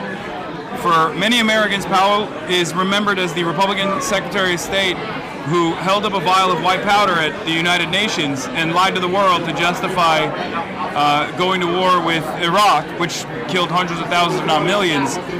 What's your reaction to Stanford's praise of Powell And how does that contrast with your views on U.S. foreign policy? Well, I'm an explicitly anti-war candidate, and I'm open and consistent about being anti-militarist and anti-imperialist, and I think that's important. And while there can be people who help internally in the military-industrial complex in positions of power who may promote multilateral diplomacy, when you put yourself in that position, you have to follow orders. And he chose to follow orders that got us into a war that killed hundreds of thousands of people. And, you know, that's not and it's bigger than any one person. But we have to talk about the systems and not the symbols that may be anomalous somehow because the person may have had good positions on reproductive rights or, you know, affirmative action or so forth. We got to talk about the structure, the systems. And if we don't do that, then we're complicit. Yeah. Let's talk about your other opponent, Sharif Street. He called your criticism of AIPAC in Stanford over the top a few weeks ago. Even as AIPAC-aligned groups spend millions to influence this race. Given your stance that AIPAC is a racist organization, how do you respond to Street downplaying AIPAC's harmful influence? What does that say about his willingness to stand up to not just AIPAC, but also other corporate PACs as well? Well, just yesterday he apologized. Oh, wow. Yes, he apologized because it came out what the direct connections were to AIPAC and support for our opponent. But the irony is, Senator Street benefits from some of the biggest AIPAC donors who have maxed out to him. And he said, I believe, in the debate setting, that he didn't know if that was the case, right? Right, that's absurd because one of them is a billionaire, and these are well-known folks connected to AIPAC. So that's a specious argument. And so the question shouldn't be for voters, which candidate takes the least money from AIPAC, directly or indirectly? Which one publicly disavows AIPAC and is willing to say there's an ongoing genocide and we're complicit with our tax dollars? And I'm the only one in the race doing that. And I think that's important because it is related to how these campaigns are fueled. And if they're fueled by insider money, billionaires and others, that's going to tell you who you're going to get in Congress. DSA National endorsed you earlier today. Yeah, I just found that out. Yeah. It was a huge deal. Congratulations. Thank you. It's one of only two national candidacies, I believe, if I'm not mistaken. What do you think that says about your candidacy? What do you think that says about your campaign in comparison to who you're running against right now? Well, I think irrespective of who I'm running against, it's about what I'm running for, right? I do not have to fear the S word. I can lean into it because that's my ethic, that's my people. And by the way, you were talking about Paul Robeson earlier. My great uncle was running buddies with Paul Robeson, and they worked on the genocide decree against the U.S. government when they were saying that there was an act of genocide against African Americans in 1951. So that's like my family history. That's an inheritance that has helped build me to the person I am today and be the father I seek to be in the public servant. So if they were doing that in 1951 against much greater odds, I'm sure as hell going to stand up on the right side of history, even if it hurts my campaign. Because what I keep telling my sons is, if I have to lose my integrity to be more viable, I shouldn't win. Yeah, and you also already said you don't want a Lamborghini for your sons. That's true. Which I feel like is foolish. But anyway, you organize a teachers union at Temple, and you've called for a workers' bill of rights. What's your vision to protect Americans who make a living working 9-to-5 jobs? Well, we definitely need to strengthen worker rights. We need to make it easier for them to organize. We need to make sure that it's harder for corporations to retaliate. That's what happened to me at Temple University. I was one of a few people who helped expand the current union to include adjunct professors. I was a part-time professor. We were paid a poverty wage. And these are folks with PhDs who are on public assistance. And no one in this country, whether they have a GED or a PhD, should be working 40 hours, right? 40 hours a week and still be in poverty, right? So I'm also big on a living wage for all. So it's not just bumping up the minimum wage, but it's making a living wage so that people can actually survive and ultimately thrive. Well, you think we'll have a time to talk afterwards as well at some point? Because I have a lot more questions I wanted to do Are we supposed to start? Yeah. How much more time do you need? What are we supposed to be doing right now? So Rabb is gonna go to. There's like a speaker outside. He's gonna get, all these people just came from canvassing. He's gonna give them a little talk. We had like 400 canvassers today. So it's like a huge turnout. It's like the biggest in like Philly history. Yeah. Modern So, Philly yeah. history. So he's gonna go out, talk a little bit. If you want to talk for a few minutes, I'm sure everybody here Yeah. wants. We'll do like some pictures and stuff. Then we'll take a car ride, and you can do more questions. Let's just chill in the car on the way to the next spot. Okay. What happens up there? They're all gonna come outside. Oh, bet. Okay. Yeah, Okay. all right, let's do it. All right. Yeah. Move it.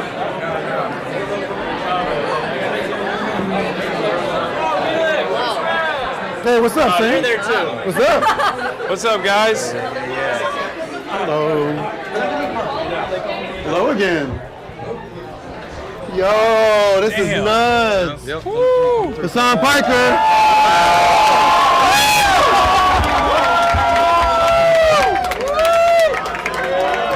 That's crazy. Mark. Did you see that? What's up? What's up? Yeah. Wonderful. It's funny.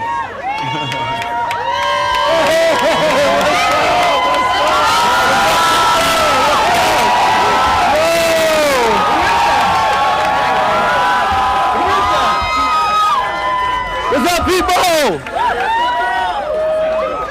How you all doing? Well, damn. Were you all just canvassing?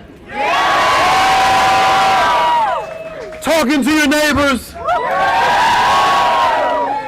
Let them know what solidarity looks like. What movement looks like. I am loving this. This was supposed to be a sleepy old primary. Nothing sleepy about this shit. I am wide awake. In fact, I'm so awake, I'm woke.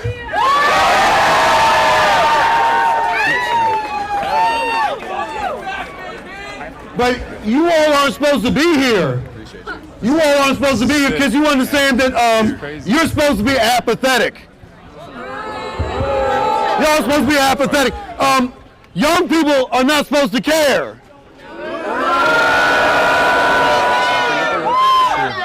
But here, well, that's what they said. That's what they said. I'm not interested in they, I'm interested in we.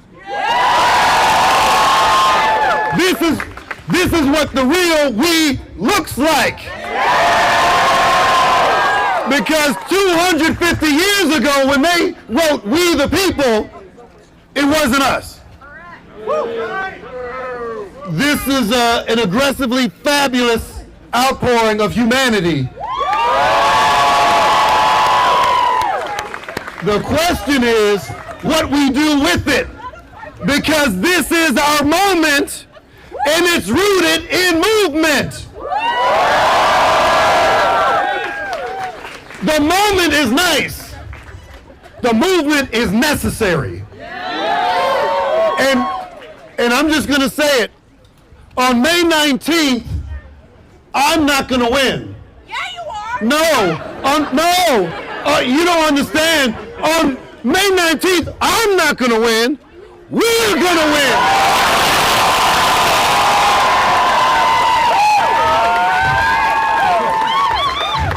You know it's true because only we can save us. Y'all are not waiting for someone to descend from the clouds. You need to look in the mirror, and more importantly, you need to look around at each other right now. That's who's going to save us. And I'm going to put a humble brag here real quick. I earned this. And I'm going to tell you why I earned it, because, listen, particularly young folk, any Gen Z folk here? That's your people. And I know 93% of you are here for Hasan Piker, and that's okay. No. Maybe 97%, that's all right. It's a combo. Oh, thank you.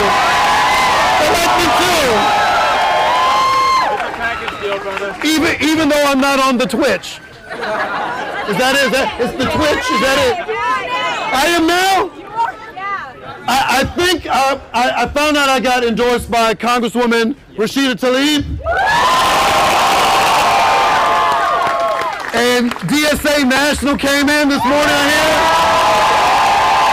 But I got some even bigger news that I want to thank Hassan Piker for. Today I got endorsed by my 2 sons. So I want to thank you for making that happen. But I just want to thank all of you. Thank you. I'm not used to this. I'm not used to this. And this is what radiant love looks like.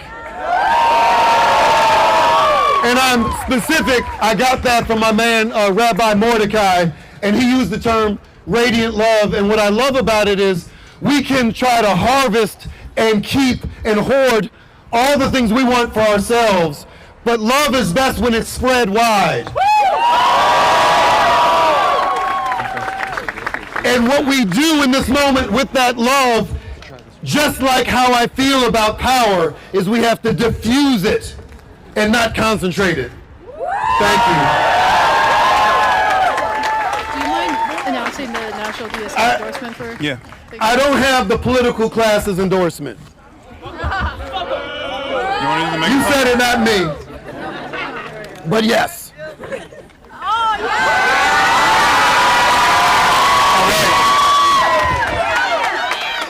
I didn't get any of those endorsements. The most important endorsement, other than my 2 sons and my mama, the most important endorsement I can ever receive is your votes. Because that's how we're going to win. We got to show up and we got to send a message to the establishment. Listen, not just the MAGA extremists, that's fun. Like that's fun, kick them around. But we also have to send a message to the Democratic Party. And for those of you who don't know my politics and know why I'm running, I'm not running for the Democratic Party, I'm running for you. I'm running for you. The many, not the money. The many, not the money. So I'm not going to them and asking for permission. I'm listening to the people, and I'm accountable to you. But now I need you to be accountable to this moment and show the fuck up. Because you're not actually voting for me, you're voting for we. And you're voting for folks who want to vote but can't vote. For the 17-year-olds. For the non-citizens. For the people in cages. Your vote is so much bigger than you. And we have an opportunity to share a powerful message that organized people will kick organized money's ass every time.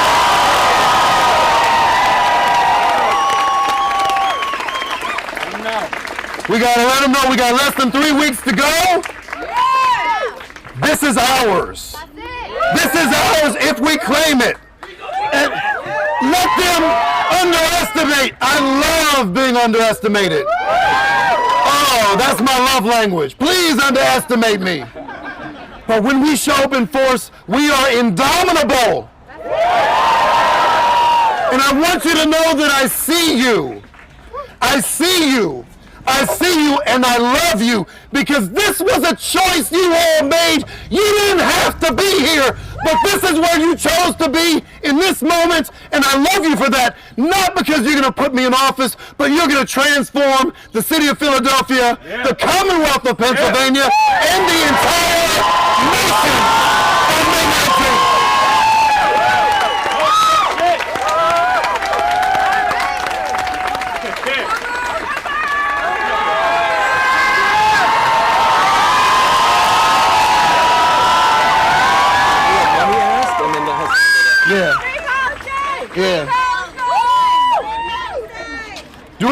Palestine?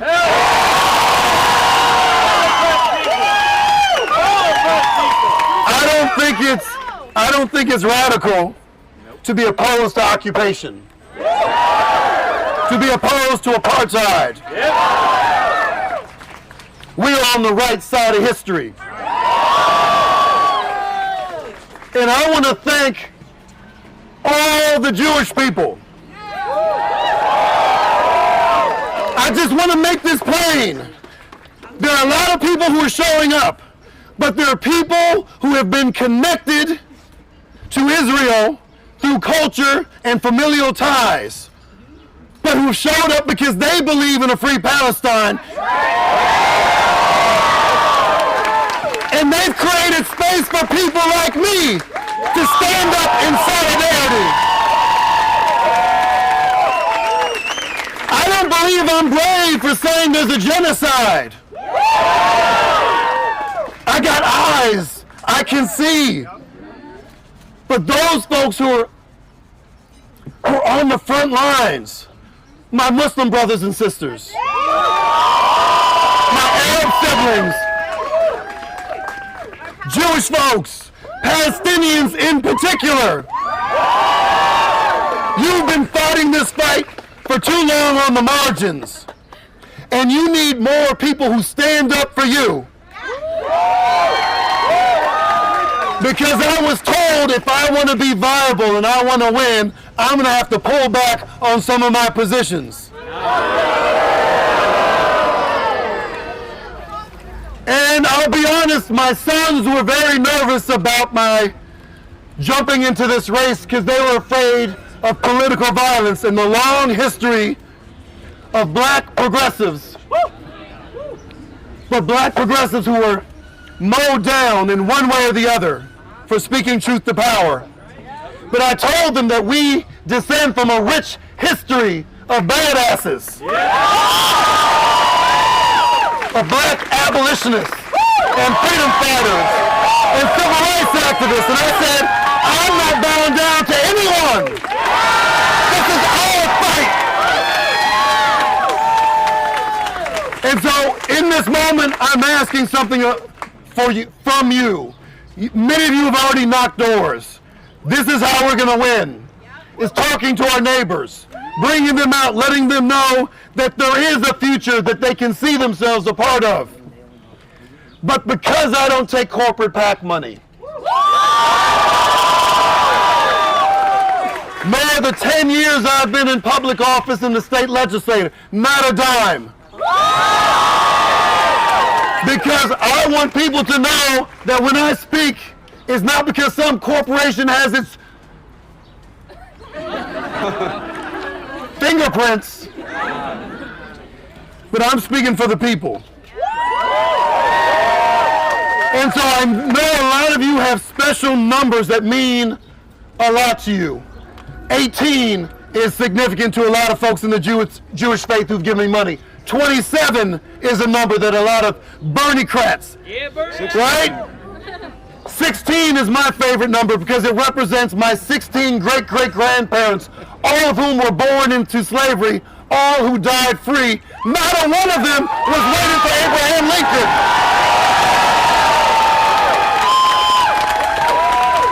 They died free because they saved themselves. So 16 is an important number to me. Whatever important number is to you, I would love for you to give me that number in U.S. dollars. Did you say 3,500 is your favorite number? $250. Whatever it is, I want you to, this is important. 6'7", I love it. Is it 6 or 7 or is it 67? I'll take 67. All right. Whatever that number is, I need you to understand that whatever that dollar amount is more than I started with. Some of you are struggling.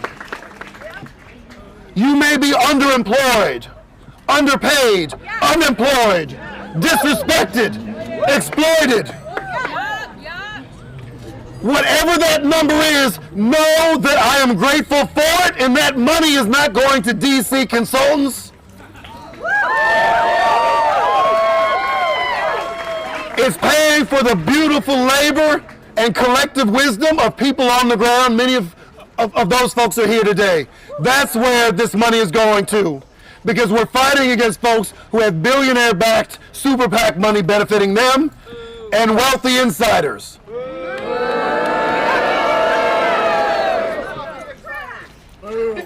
But I believe in people power. And this is what people power looks like.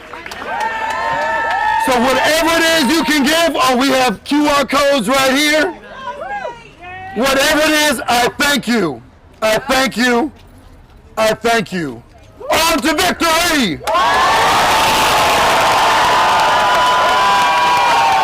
Without further ado, I'd like to introduce you to a young man who, I'm not sure if you're familiar with him. Hasan Piker!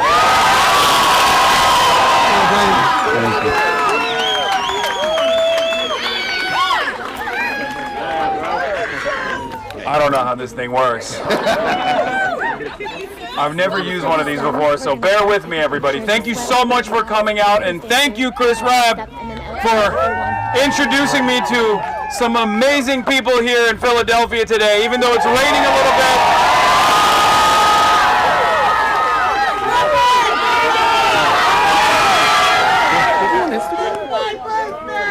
Happy birthday.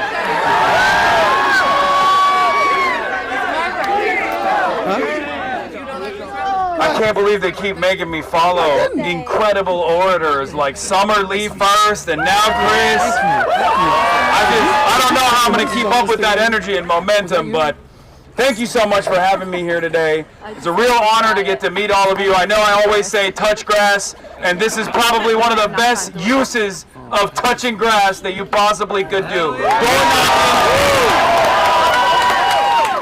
Door knocking, being a part of your communities, talking to your neighbors, spreading the good word, and making sure that we can have responsive politics once again.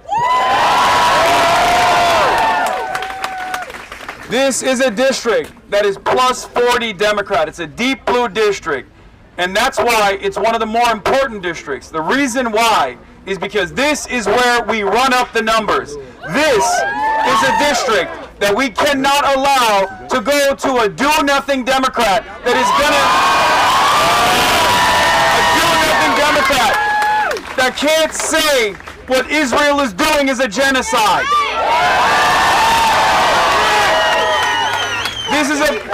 This is not just a battle that we are fighting against the Republicans, the fascists, the reactionaries, but we are also fighting for more responsive politics to make sure all of your voices are heard and all of your needs are met.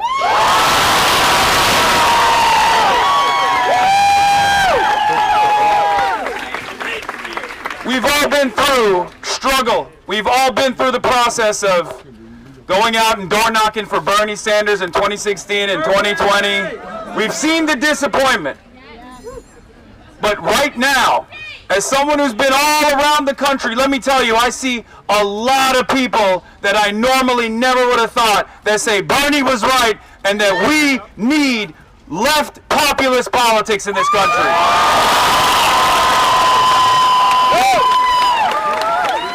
Responsive politics that says no to corporate money, no to corporate donors, and yes to ordinary Americans like you. A politics that will center the working class.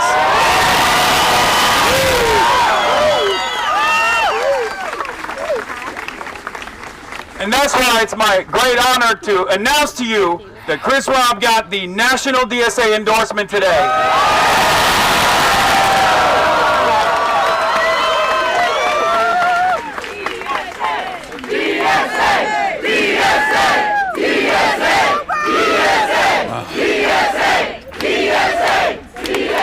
I better get one of those hats too. I got the New York one, but I need the Philly one too now.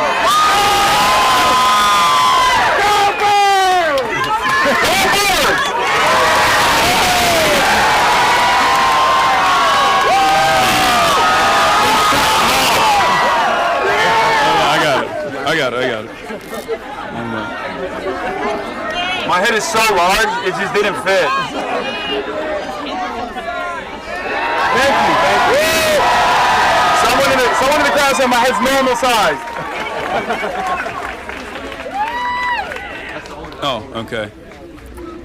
They're giving me a note. They want me to tell you guys that May 4th is the last day for registration, the last day for mail-in, and you got to go to chrisrabb.com. That's chrisrabb.com to donate.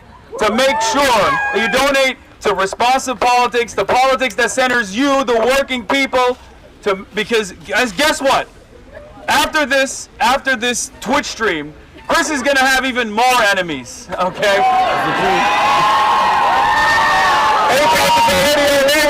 APAC is already all over this race. They do everything in their power to undermine democracy. That's right. Can I get a fuck APAC? Can I get a free Palestine? All right. Thank you so much, everybody. Standing up? Or We're doing selfies. Okay. Yeah. Thank you. Oh, we're doing like, oh yeah, bet. Hey, look, I'm taller than you. Picture, get that way! All right, y'all. Oh, thank you.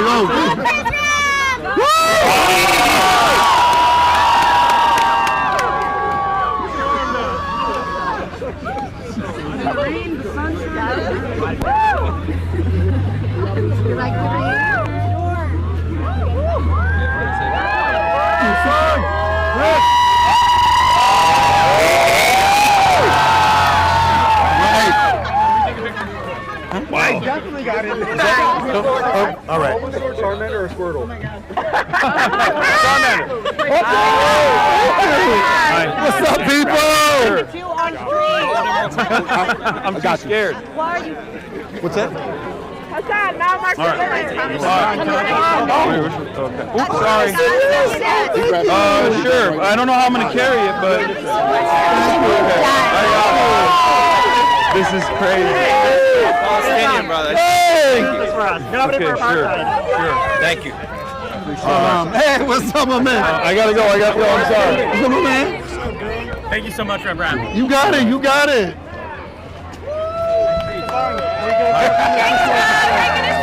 Hey, all right.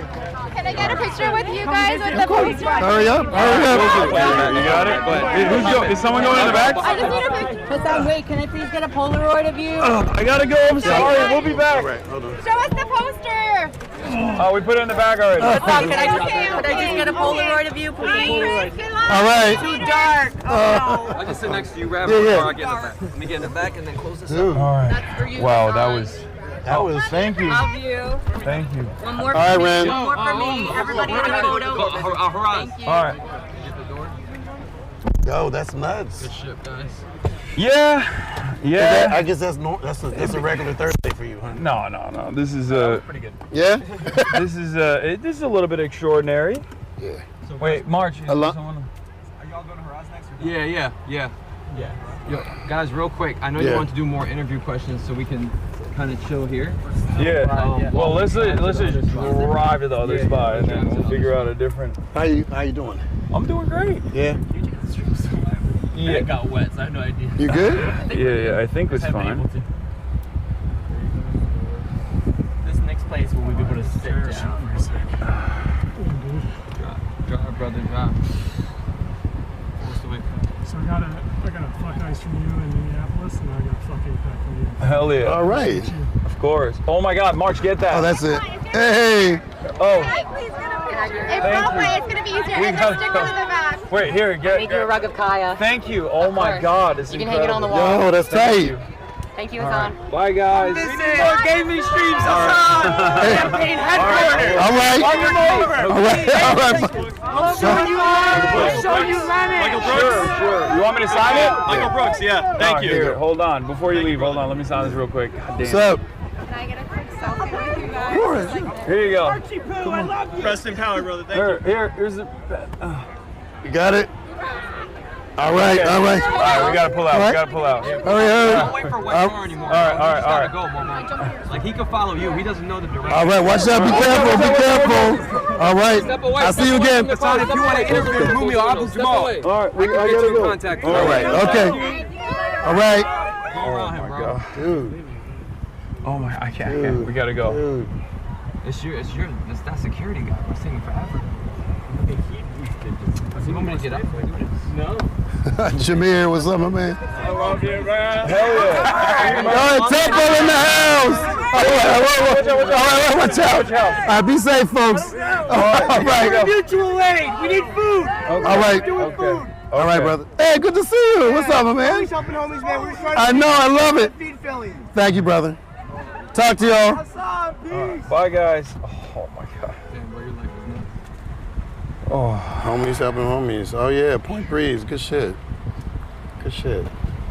We got your hat, you know. No, that's your people, man. Yeah. That's not my people. That's your people. I didn't know that until. They're here to see you. I'm not. This is new for me, so. Yeah. This Well, is- get used to it. I was talking to Zoran the other day. He was like, the first time we ever hung out, people would keep mobbing you when we were doing, when we were walking in the streets of Astoria. Yeah. Now, and at the time I was thinking, I didn't realize that would be what my life would be like. Yeah. So get used to it. Inshallah. Inshallah. Alright, then shake the camera, chat. Get us locked going on. I'm more concerned about my sons. That's all. Yeah. They're. Wow, this rain got crazy It out of did. nowhere. This next place we're going to, we like sit down or what's the plan? It's a fundraiser, right? Yeah, this next one is like primarily students who are not super politically active and they're all volunteering. So we got like a group of probably like 40 or 50 students there who are going to be like super volunteers. Yo, what's this? So it's like a tea coffee spot. idea. So kind of I like just the, grabbed kind of the everything. same setup, but we could talk in the car a little bit before we walk in. Okay. Maybe move. Yeah. Glorious infidelity. And then there's a back room in there where we could chill and it's a little more quiet too. All right, so Yeah. while we're still in the car, Yeah. oh, this is a tough act to follow, man. You're so good. You got a lot of experience in you know, doing activism and speaking behind a megaphone. Yeah. So you guys just broke history in recent Philly history. It seems today you had Well, more. apparently statewide. Yeah. Wow. Larger canvases, absolutely. That was a ton of people, man. I mean, I've been doing this a while. I mean, I've been in office for 10 years, but you know, I've been involved in, you know, this. I haven't seen anything like this related to electoral politics. Yeah. No. Well, that's this the is next level. That's the thing. I think like a lot of people are getting activated because you're the type of person that they know would be worth it. Especially young people. This is what I hear most commonly from all the other candidates I work with, where they're like, and even Debbie Dingle, who was at our Michigan University of Michigan rally that I did with Abdul. She showed up just to see the crowd, and she told the Associated Press, she's like, I've never seen this many young people before in any, like, this is a primary. Yeah. It's a Democratic Party primary. What are young people doing here? This is normally like the super boosters of the party that are oftentimes older, white, you know? Unprecedented. Unprecedented.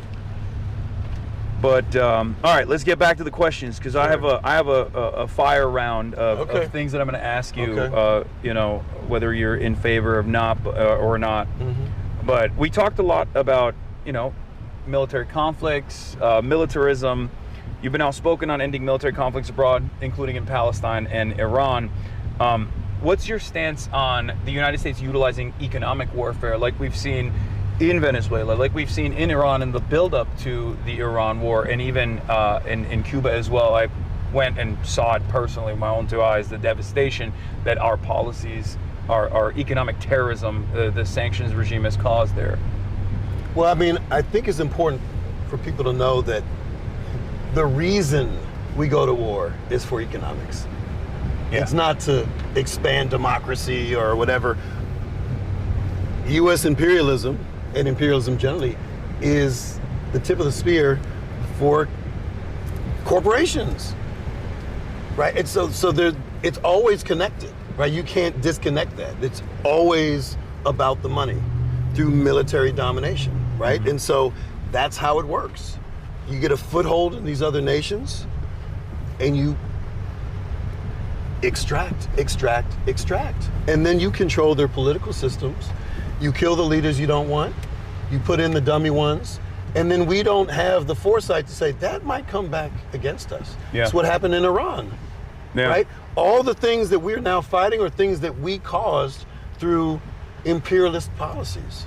And so we always have to, that's the norm. Yeah.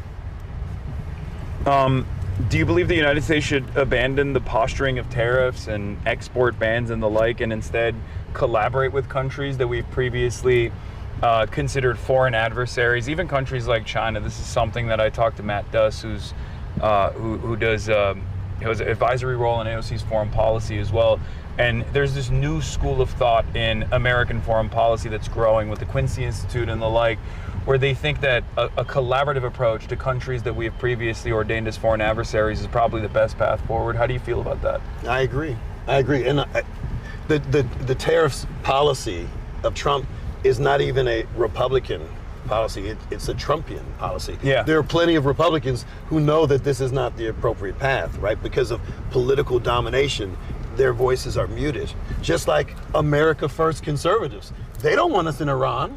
Yeah. It's not, you don't have to be a leftist to realize we have no business being in Iran. Like, and that's an opportunity to work across the aisle, right? Because you got to meet people where they are and realize you may not agree on 90% of things, but that 10% could avert a third world war. Yeah. And that's how I've been successful in the State House. I've had to work with folks who have radically different views than me and meet them where they are. And like, that's the thing, corporate media and establishment folks, they don't want us to talk. They don't want me validating you, and they don't want you validating me, because they're afraid that if we find a common cause, that we're gonna disrupt things, and we are. And you and I don't have to agree on 100% of things. I don't agree with 100% of my closest friends and family. That's okay, but where we are united. Well, that's your organizing background, because you've done this a lot. A lot of people, even young leftists, don't understand this. Like, I try to communicate to them, like, you're not always gonna agree on everything. Like Bernie, I love Bernie. I don't agree with certain things that Bernie does, but it doesn't matter, because like, I know what he means. I know what he means to this movement. I know what he's working towards, and I agree with the ultimate goal there. Yeah. And even if we don't agree on every single thing, it doesn't matter. Right. Absolutely. Absolutely. Yeah. We can't have this purity test, and the purity test is always put on us on the left, never on the right or moderates. It's never there. Yeah. And I don't accept that. No. And it's interesting. That the journalists who bring this up, they say, well, people say. I'm like, well, who are these people? Are you saying it? I haven't had people say anything about why this is problematic. Yeah. You're bringing it up.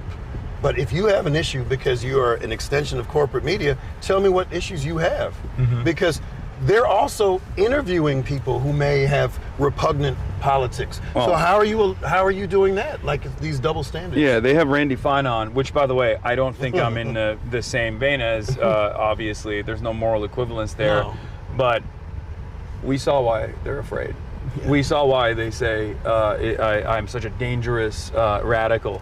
It's because hundreds of students, hundreds of Gen Z, like, people who are much younger than the average person who's normally invested in the primary process, especially in the Democratic Party, are coming out and getting activated, getting primed. Obviously, they wouldn't do that if there wasn't a candidate that's not worthwhile. They're not going to do that for every single person, right? They're doing it because you identify a lot of the problems and you choose to solve those problems, and it's like unheard of, unfortunately. And there's a convergence of interest. Yeah. We're not leaving it. We're still doing an interview. Yeah, there's a convergence of it. You couldn't do this if you were here for a corporate Dem, but you wouldn't be here if I was a corporate Dem. Exactly. Right? So that convergence is very scary. And let's remember, when Martin Luther King was starting to talk about militarism and poverty and class issues. He scared the establishment. He did. When Malcolm X was starting to talk about... New York Times wrote an op-ed, I still remember, I remember reading about it. They wrote an op-ed after his Vietnam speech where they were like, you should stick to your own lane. Yep. Talk about black issues instead. That's Don't right. talk about this stuff. When you're talking about... No, we're not leaving yet. But when we're talking about collective liberation and how we have to bring all people together, that's when they got very nervous, and Malcolm and Martin were getting really close.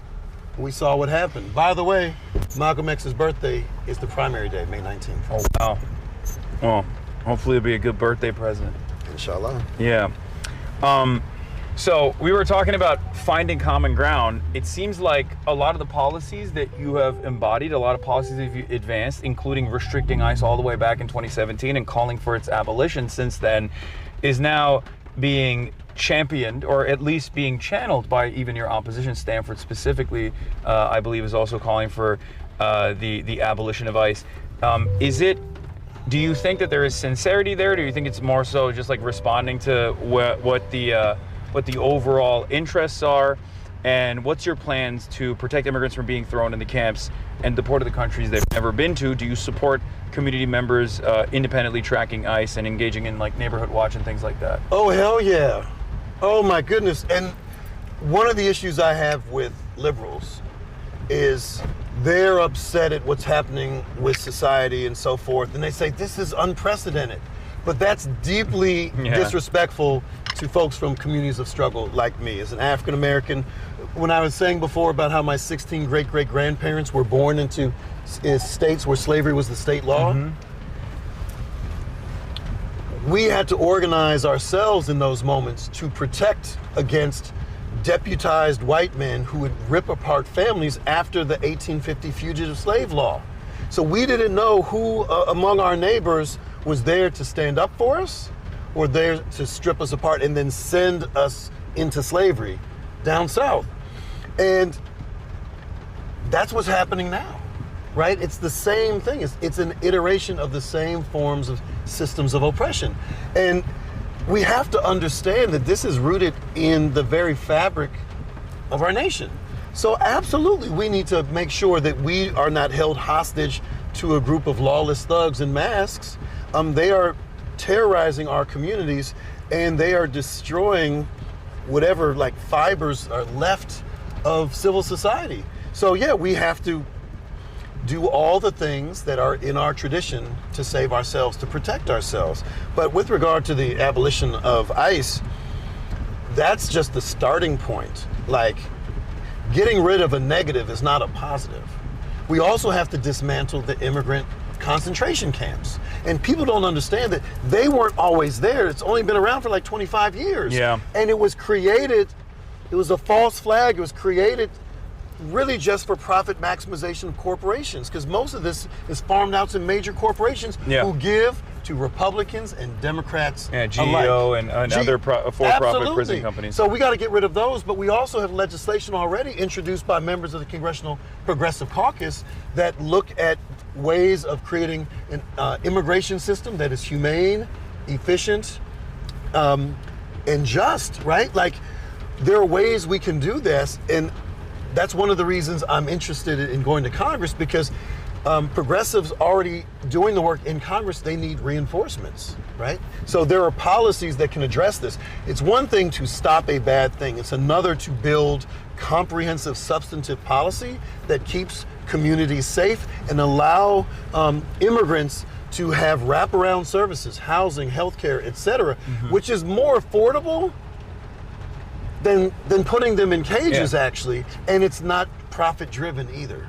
Better for a sense of community, better for the economy overall. If we were to, immigration at the end of the day is a problem with paperwork. That's what I like to call it. I say these are paperwork crimes. They're not real paperwork. They're not criminal They're not offenses. crimes at all. They're paperwork violations, and faster processing would be beneficial for every single person.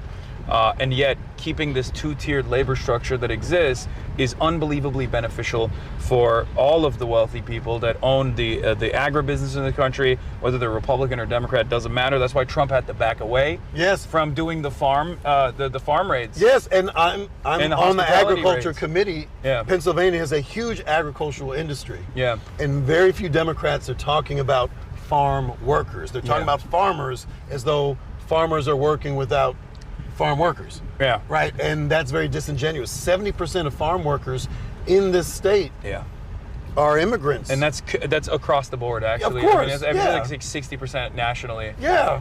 So it's that's the reason why they had to back away. It was like it was a real convergence of like or divergence of racist values, like white supremacist, white nativist, anti-immigrant sentiment, meeting the capitalist bottom line, and all of a sudden, capitalist bottom line won out in that conversation. And now you have some real racists who are mad. They're like, why are they not doing more deportations? It's like, well, the entire process was designed so that people would be kept in limbo, so that these companies could justify paying them pennies on the dollar and continue hyper exploitation that way.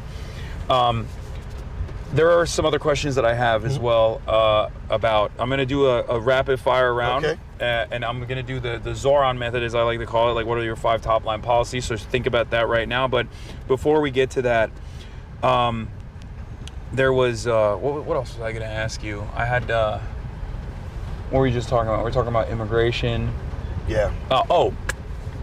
There's this concept, I feel like, that rears its ugly head every time there's like signature legislation, rotating villains, right? We saw that with Goldman in the War Powers resolution that couldn't pass by 1 vote. Right. And I think he's retiring, if I'm not mistaken. Yeah, I think so and too, that's precisely the reason why they were able to find that 1 vote.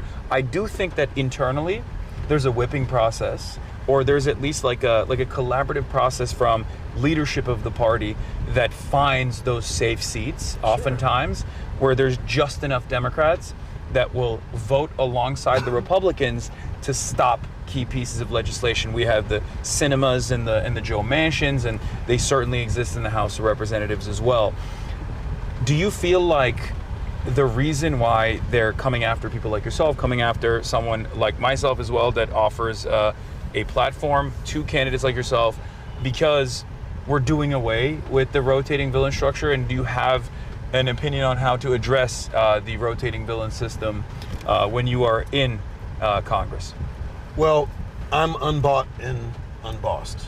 And that's a very dangerous position for someone like me, because there are not many of us who get elected and stay elected against a very powerful democratic machine where incumbency is the ideology. The ideology of any machine, whether it's Democratic or Republican, is incumbency, is concentration of power. So if you have folks who have independent thought, who are not compromised by moneyed interests and insiders, they can't know if their influence is going to work when they want it to work the most. And that's very scary to them, because they're used to controlling people. And that's why I don't have any support from the political class. Yeah. That's why. It's not because I'm a dino. It's not like I'm voting with Republicans or I'm lazy or corrupt or stupid. None of those allegations have ever been made against me.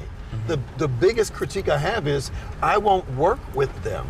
Yeah. But I'm not going to be complicit in an agenda that doesn't serve the people. If it's just about concentration of power, why are you Democrats? Like, what makes you any different than the folks you are claiming are evil or the problem with America? You're doing your own version of autocracy in the biggest city, in the most consequential swing state in the country. Yeah. And I can't be a part of that. And again, my allegiance is not to party, it's to people. And that also scares them. So I have legislation for open primaries. They're particularly with young people. If you're 35 and under, the chances of you being a Democrat or Republican are very low. Most folks are independents, but in Pennsylvania, you're not allowed to vote in the primary if you're an independent.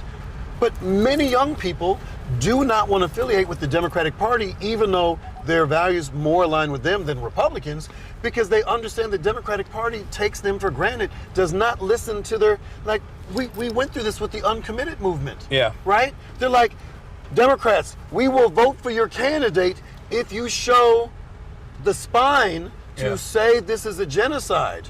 They said, we will vote. It's not about voting for Trump, but we're not going to give you our vote unless you fucking earn it. And Democrats said, fuck you. They did, yeah. And that also creates a lot of apathy. So I think what a lot of people don't understand in the party system, in the National Party, in the DNC, is that candidates like yourself are breathing life back into that political movement and making people more politically active. But they're so invested in winning by their own design, or even losing by their own design, like Kamala did in 2024, that they don't mind if there's tremendous voter apathy, but then they'll turn around and say, oh, well, we don't know what happened. Why didn't you vote for us? Harm reduction voting. That's not how it works, right? Right. And people want to vote for something. Right. And they're blaming. That's the piece that people still don't get even now in this moment. They do not believe that young people will show up. They believe that young people are apathetic or disinterested or uninformed. No. That's the absolute opposite. They care about folks who care about them. Why would you give up your political capital and for someone who doesn't respect you, who doesn't see you and embrace your values? That makes perfect sense to me. So one last question before I get to the final round, because we have probably, do we have time still? Are we good? We can do a couple more questions. Okay, all right. Around 40% of all jobs in your district are susceptible to be displaced by AI. They can be automated away. How do you plan on ensuring the residents of Pennsylvania's 3rd District can continue putting food on the table if and when that happens? And do you support data centers being built in Philly? Oh, hell no. That's an easy question. I believe we should have a national moratorium on the construction of data centers. Here's what people don't understand, and you kind of led into it when you started by saying there's 40% worker displacement in this congressional district. People don't understand, like, AI will continue to exist without new data centers. The reason they're expanding capacity is to find more ways to more quickly displace as many workers as humanly possible to maximize profit without the regulatory bodies catching up to it as well. Exactly. Yeah. So the goal of the data center construction is not to affirm AI. Like, a technology can be used for good or bad. Yeah. The example I give is the cotton gin. People say, oh, we need innovation, we need growth. Innovation and growth came through the adoption of the cotton gin, and so it created great wealth and great productivity, worker productivity. The problem was the workers were enslaved, and because of the adoption of the cotton gin, it meant that black people would now think that they would never be free, or their grandkids, because they were making their white owners so much money.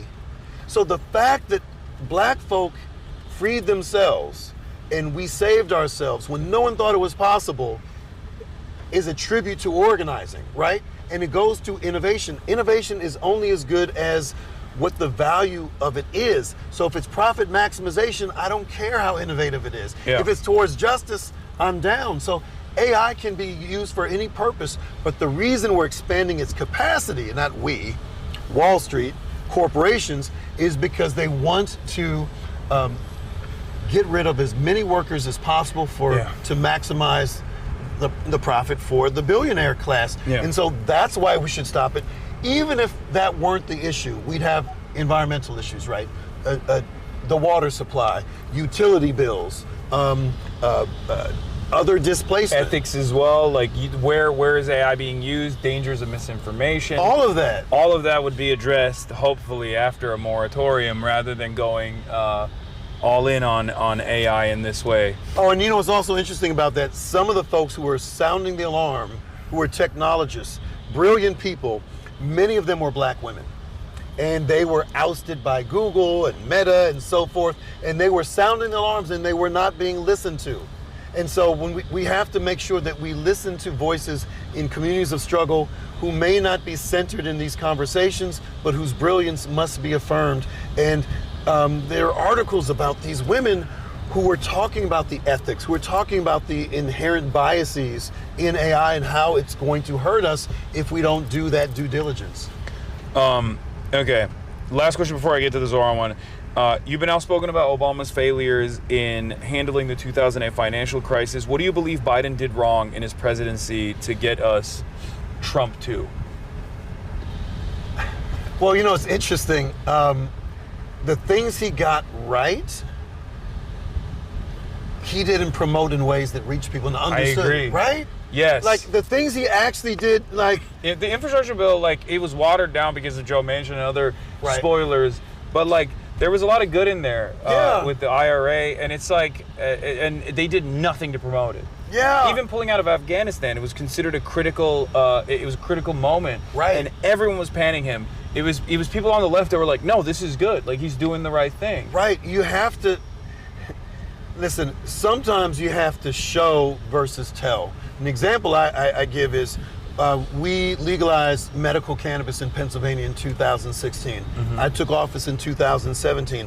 And in 2018, we started having dispensaries pop up.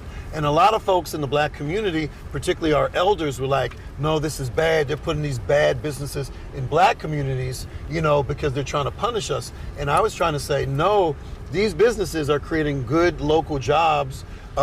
They're the safest businesses on corridors because they require to have all of these cameras and such. And there is a lot of medicinal benefit from the cannabis that's regulated that can benefit particularly a lot of elders who suffer from all kinds of ailments. And it's so much better than the big pharma. And it was one thing to say that. It was another thing to actually take them to a dispensary, because when they heard dispensary, they heard drug dealing. They heard drug dealing. They heard crack house, because they didn't know what a dispensary was, because how would they know? So I picked up a bunch of little old ladies. I drove to their house, I picked them up, and I drove them to the suburbs, and I took them to a dispensary. And it was like a beautiful, like luxury spa looking place. It was beautiful, people were nice, they were all well paid, and it was just laid out wonderfully. And they were like, oh, this is what a dispensary could look like in my neighborhood. And I said, don't you think we deserve businesses like this? They're gonna put another Rent-A-Center, and I put another Family Dollar, another fast food joint in our place, and then the businesses that are actually building community wealth and are safe and pay people well, that goes to the suburbs. And they changed their views because of the experience they had, showing them versus simply talking at them. And that's always a great way to engage people. Yeah. All right, now to the Zoran question. What? Do you want to do that? Like, can we go and do that on the ride to the other place, or you want to do it now?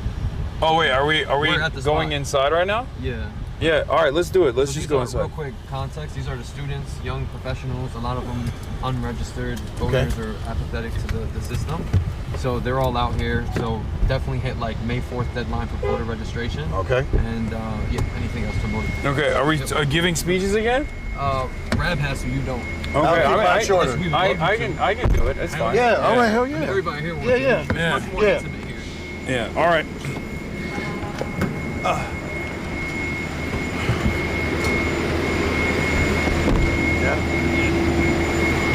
All right. But how you feeling? Good? Yeah, good. Yeah, just keep me on time. I'm good. Need some water? I have the bottles for you. Oh yeah, that'd be good. How you doing? You know where we're going? Let's stay dry. Yeah, right. The other guys have my backpack. Your bag is in the truck. Right Yeah, that's fine. Okay. Where are they at? Just get the traffic.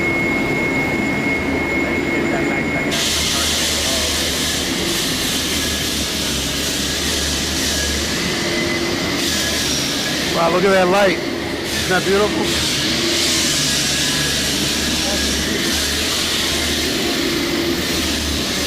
You got fewer mics on you now? Sure. All right. Hey. What's that? I need the backpack because they in charge. Oh yeah, you're right. Do you have it? No, they have it. Can you guys grab the backpack from the car?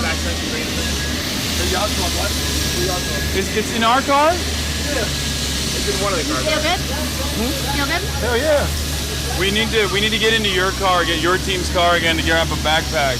Omar may have Oh, they can grab it? Oh, he's in the car? Okay, good. All right. What's up, people? You saying? Go ahead. All right, what's up? Hey, what's up? Hey, what's up, little man? How's everything going? Good. Thank you so much for what you What's up, my man? What's up? Huh? Right here is fine. Right here is fine. Right here. Yeah? Okay. Damn, this is amazing. Wow. Hey, folks. How you feeling? I'm Chris Rabb, and I'm running for Congress. And this is Hasan Piker. This is amazing. I'm told that right back at you. He's vibing. I'm loving it. I understand some of you are fairly young. Is that accurate? Some of you are maybe newly registered voters. Some? Soon? Raise your hand if you're about to register to vote. Raise them a little higher. Let's show some love for them. I want to address those of you who are about to register to vote. I've been voting a long time. Gosh, almost 40 years. I don't need you to pledge allegiance to a party. I want you to hear me when I say that. This is not about you becoming a Democrat or a Republican. This is about using the systems that allow you to express your voice and your values when it matters most. Because when you vote, you will determine the trajectory of this city, this state, and this country. And young people will determine who wins on May 19th. That is my prediction. And I want you to understand, I identify as a Democratic Socialist, but I'm running as a Democrat because the system creates this narrowness. But there's a bunch of Democrats running, and we are not all the same. We are very different. We may share this label in this moment, in this system, but we are very different. So if you choose to register as a Democrat, you are not pledging allegiance to that party. You are using your power in that moment to vote for the person who you believe reflects your interests, and the interests of the communities that you hold most dear. Some of whose members cannot vote because they may be too young, or they may not be citizens, or they may be incarcerated. There are a number of people who will not vote for any number of reasons. So when you're voting for them as well. And many of those folks who you may be voting for are being erased by Democrats and Republicans alike. But if you vote for me, I see you. I see you, and I love you. I am running based on radiant love. I want to expand and diffuse it so everyone feels seen and respected. We're not all going to agree on everything. That's okay. Who has family members that they disagree with things on? All of us. That's okay. But if you believe in justice, you believe in care and empathy and compassion, you have one choice to make. And that choice will resonate, not just in this election, but for a very long time, and you will see yourself in that power. And so, for those of you who care about justice overseas, if you understand that there's a genocide, and you believe that this country is complicit in that, and you don't want your tax dollars funding inhumanity, then you have only one choice to make, and you're looking at them. If you believe that you shouldn't work for 40 hours a week and still be in poverty, you got one choice to make. You're looking at them. If you believe in universal health care, Medicare for all, and stop playing around the edges and believe and invest in bold policies that can be initiated in the near term, you're looking at the person who will represent you. You have a voice. I seek to amplify your voice in the halls of power, and the reason you should feel confident that I will be accountable to you is because my campaign is funded by you. There are people in this room who are underemployed, underpaid, unemployed, who've given me $1, literally, or $5 or $10. Do you know how meaningful that is? That I have the affirmation of people who are struggling and have chosen to give me anything because they want to feel like they're a part of something bigger than themselves, bigger than me, bigger than this congressional district, bigger than the city of Philadelphia, and that we are on the right side of history, that in this moment, we are part of a movement that will transform society as we know it. And the reason I have so much confidence in this is because I've never seen anything like this before. This is all you know as young people.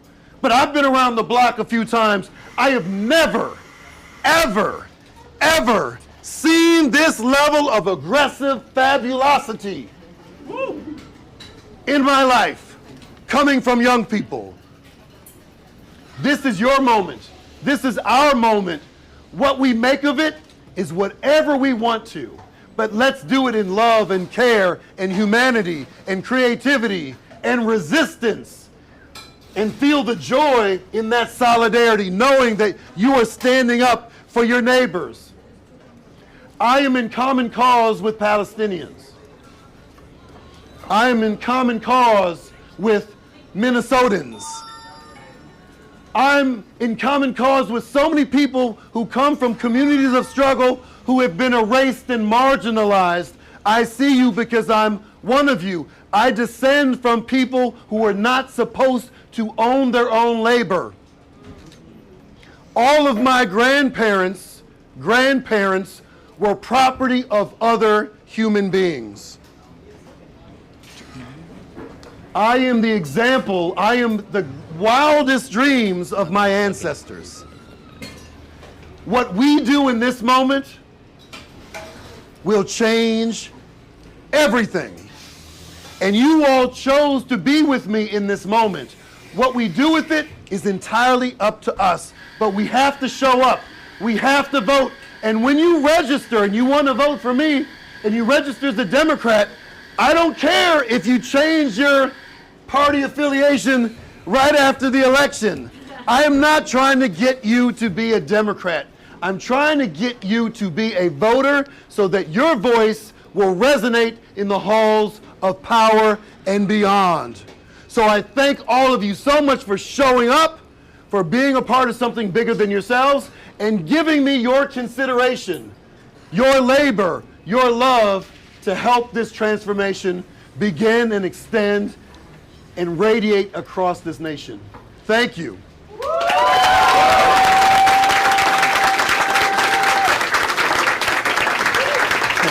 I've never seen anything like this. So this is nuts. Real quick, because I know everybody's waiting for Hasan, so I got your attention. Laundry list. May 4th is the last day to register to vote. So if y'all aren't registered, we got a few days left. What day was that? What day? May 4th. What day? May 4th. Right. Or if you are registered and you have family members and friends who aren't registered, help them get registered. Also, as y'all know, APAC and the corporate PAC money is coming into the district. And we don't have the money to compete with them, so you're not going to see us on TV. You're not going to see us on these ads. What works is door-to-door knocking. That's how we get the message out there. 30% of registered voters in Philadelphia are undecided. So we got to get this message to them because they're receptive to the message. So if you can please sign up. This Saturday we have a canvas, Summer Lee, Congresswoman Summer Lee is coming. Please come through, and any canvas that you can join from now till May 19th, that's how we're going to win this race. People-powered campaign, organized people, trying to be organized money, Without further ado, Hasan.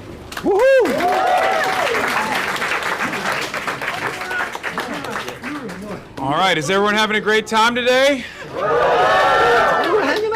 I wasn't used to the rain. I didn't realize it was gonna rain when I came out here. I'm gonna melt in the, I'm only used to the California sun, but very excited to be here with Chris and all of you guys. Thank you so much for coming out. Give yourself a round of applause for being here.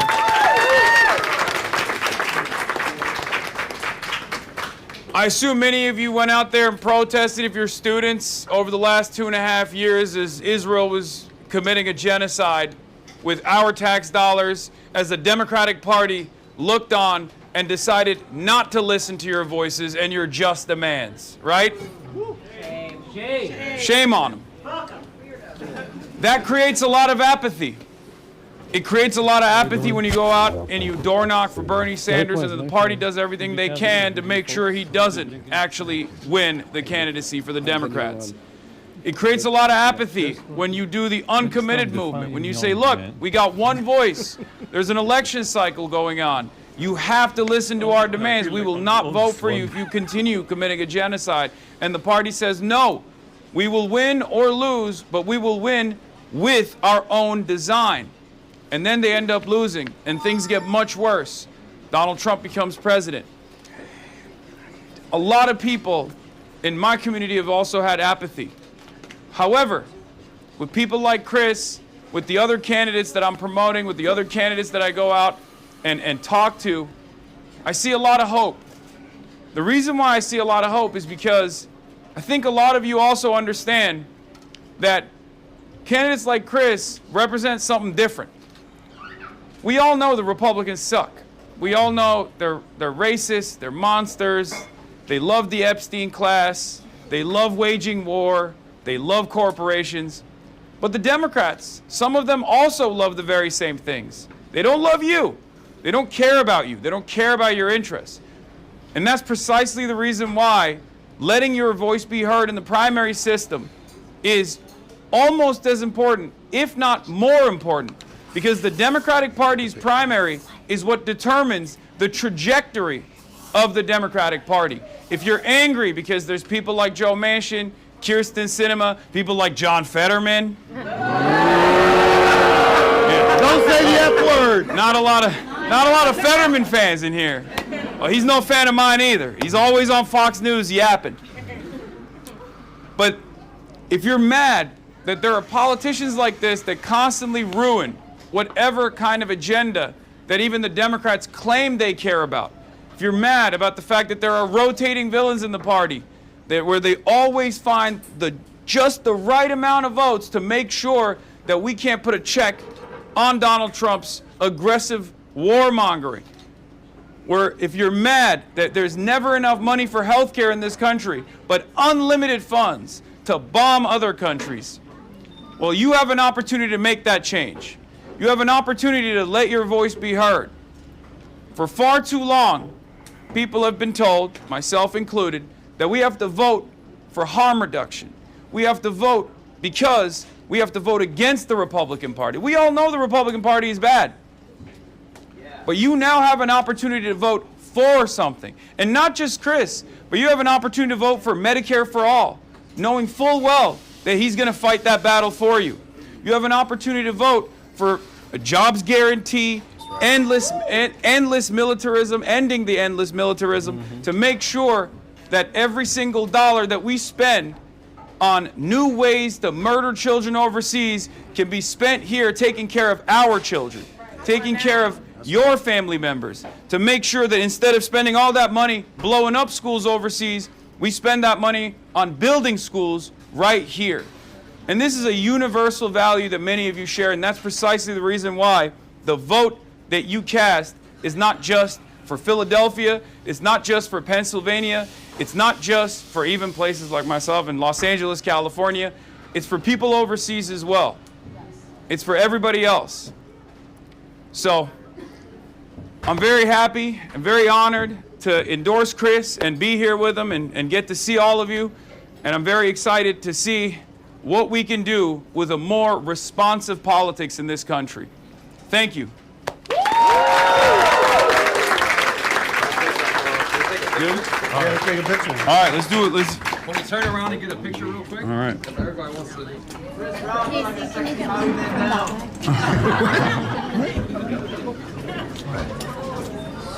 I shaved my head for her.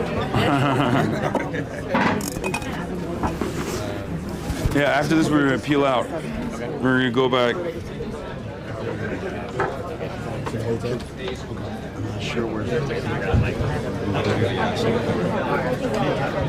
Damn, you're getting good at this shit. That's what Chatter said. I don't got a lot of fire writing. I'll send you the fire. Let's do it. Everyone get in.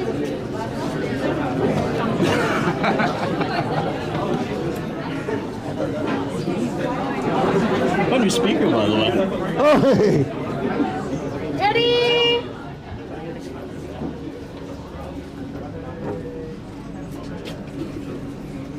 Everybody say May 4th. May 4th! That's registration. That's registration. What day is voting? May 19th. Last day for mail-in ballots? May 12th. May 12th. This is a quiz. All right, one more time. May 4th. May 4th. May 12th is mail-in ballots. May 19th is voting in person. All right? Is everyone registered to volunteer? Yes. If you are not registered to volunteer, please see me at the front of the table. All right. Also, is there no caffeine in the Adani? Like, what's going on? Yeah, let's hear it. All right. Can we get a R? Can we get a A? Can we get a B? Can we get a B? Who we voting for, Chris?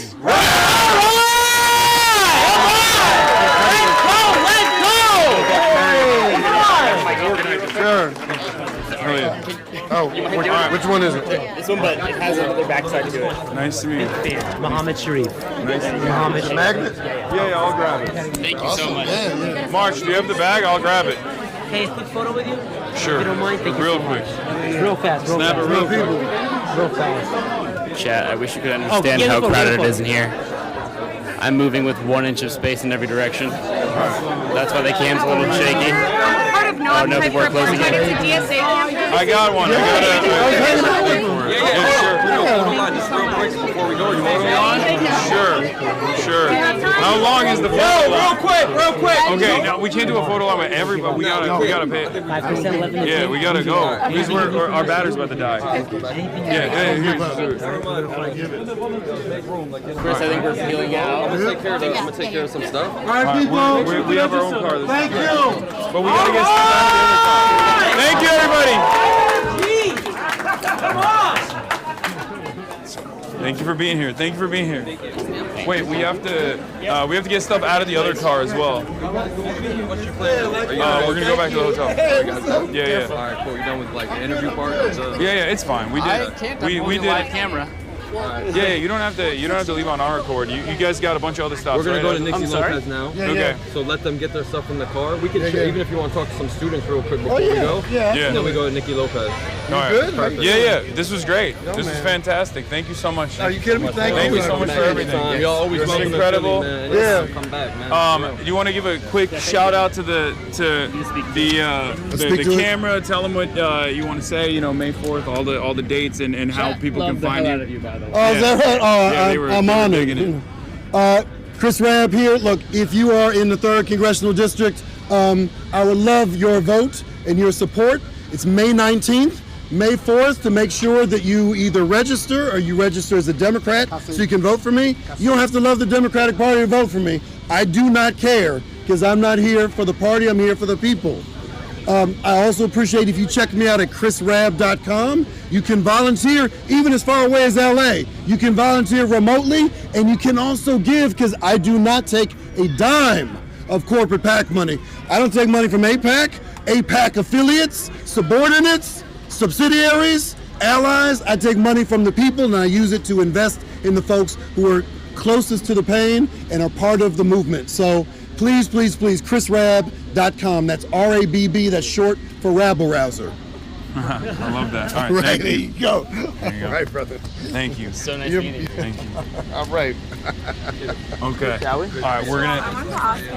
Sorry, I grabbed your mic real quick. Oh yeah. Wait, I'm gonna take my mic off. Hold on. Just one? And we're walking this way. Yeah, I'm gonna take my mic off. Oh, his mic. Yeah. And then can I grab your contact? Sure. I mean, I'm on my way out. I have it. Yeah, yeah, she got you. I just really don't love What's up, Casey? nationalism, and it's something that I'm uneasy with. I can't hear you. I just like Yeah. what it is. Hassan's going. Here we go. You're gonna head to. Appreciate No you. problem. This was Good to see you great. again. There's a DSA note in your DSA. Yeah, I saw that. Okay. Oh, thank you.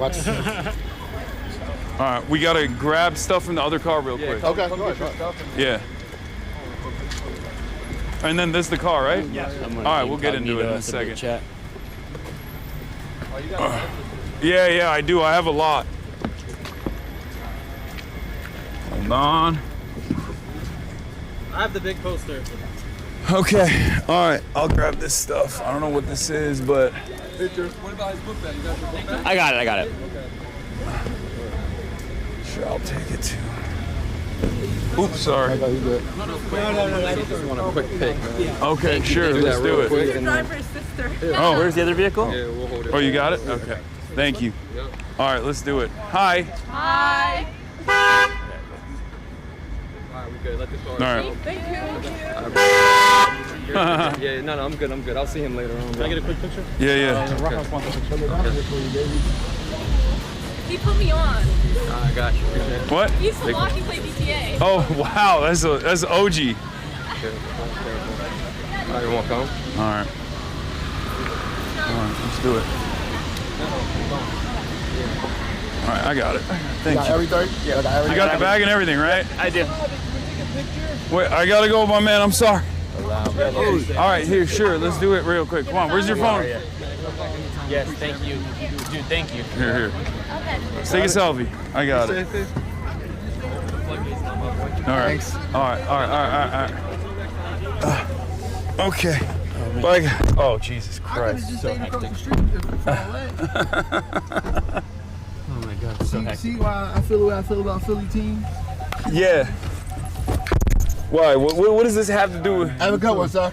What does this have to do with Philly team? We need to plug Everything and nothing We need at to plug the all. bag in. What? We need to plug the bag in. Okay. Plug the entire bag in. Where's the charger? Sorry, Chad. I know it's dark. Give me a sec. They all in the car? Yeah, they all in the car. All right. Wait, hold on. Oh, this don't start off, Is it gonna say? Is the audio on with the? Where we're gonna go? Like, is it gonna say it on accident? Because we don't want to reveal where we're staying and stuff. Yeah. And I got the volume all the way down anyway. All right, word. I don't want nobody to know we all ladies, Chat. I know it's dark. Give me a sec. Hold on, Chad. We're fixing it. Here. I got it. They can see you. I put on. You know, Not really. if you were to ask them that, they would say I'm very mean to them. so polite. Hold on, Chad. We're trying to fix it. Nah, yo, shut the fuck up and be patient, yo. No, he says that plenty. I do say that a lot. They deserve it though. Okay. They deserve to be yelled at. Let's be real. I like you, man. You are with me. All right. Charging. Charging. Yeah, it's charging. Let's go. We're good. All right, we made it. That's crazy. Second time marches. Okay, the bag's in your room. Cooked it. You just have to plug it in. Second time. I mean, I would pull over, but you need to hold that fucking traffic over. To be fair, we ran way over. Oh, that's what it is.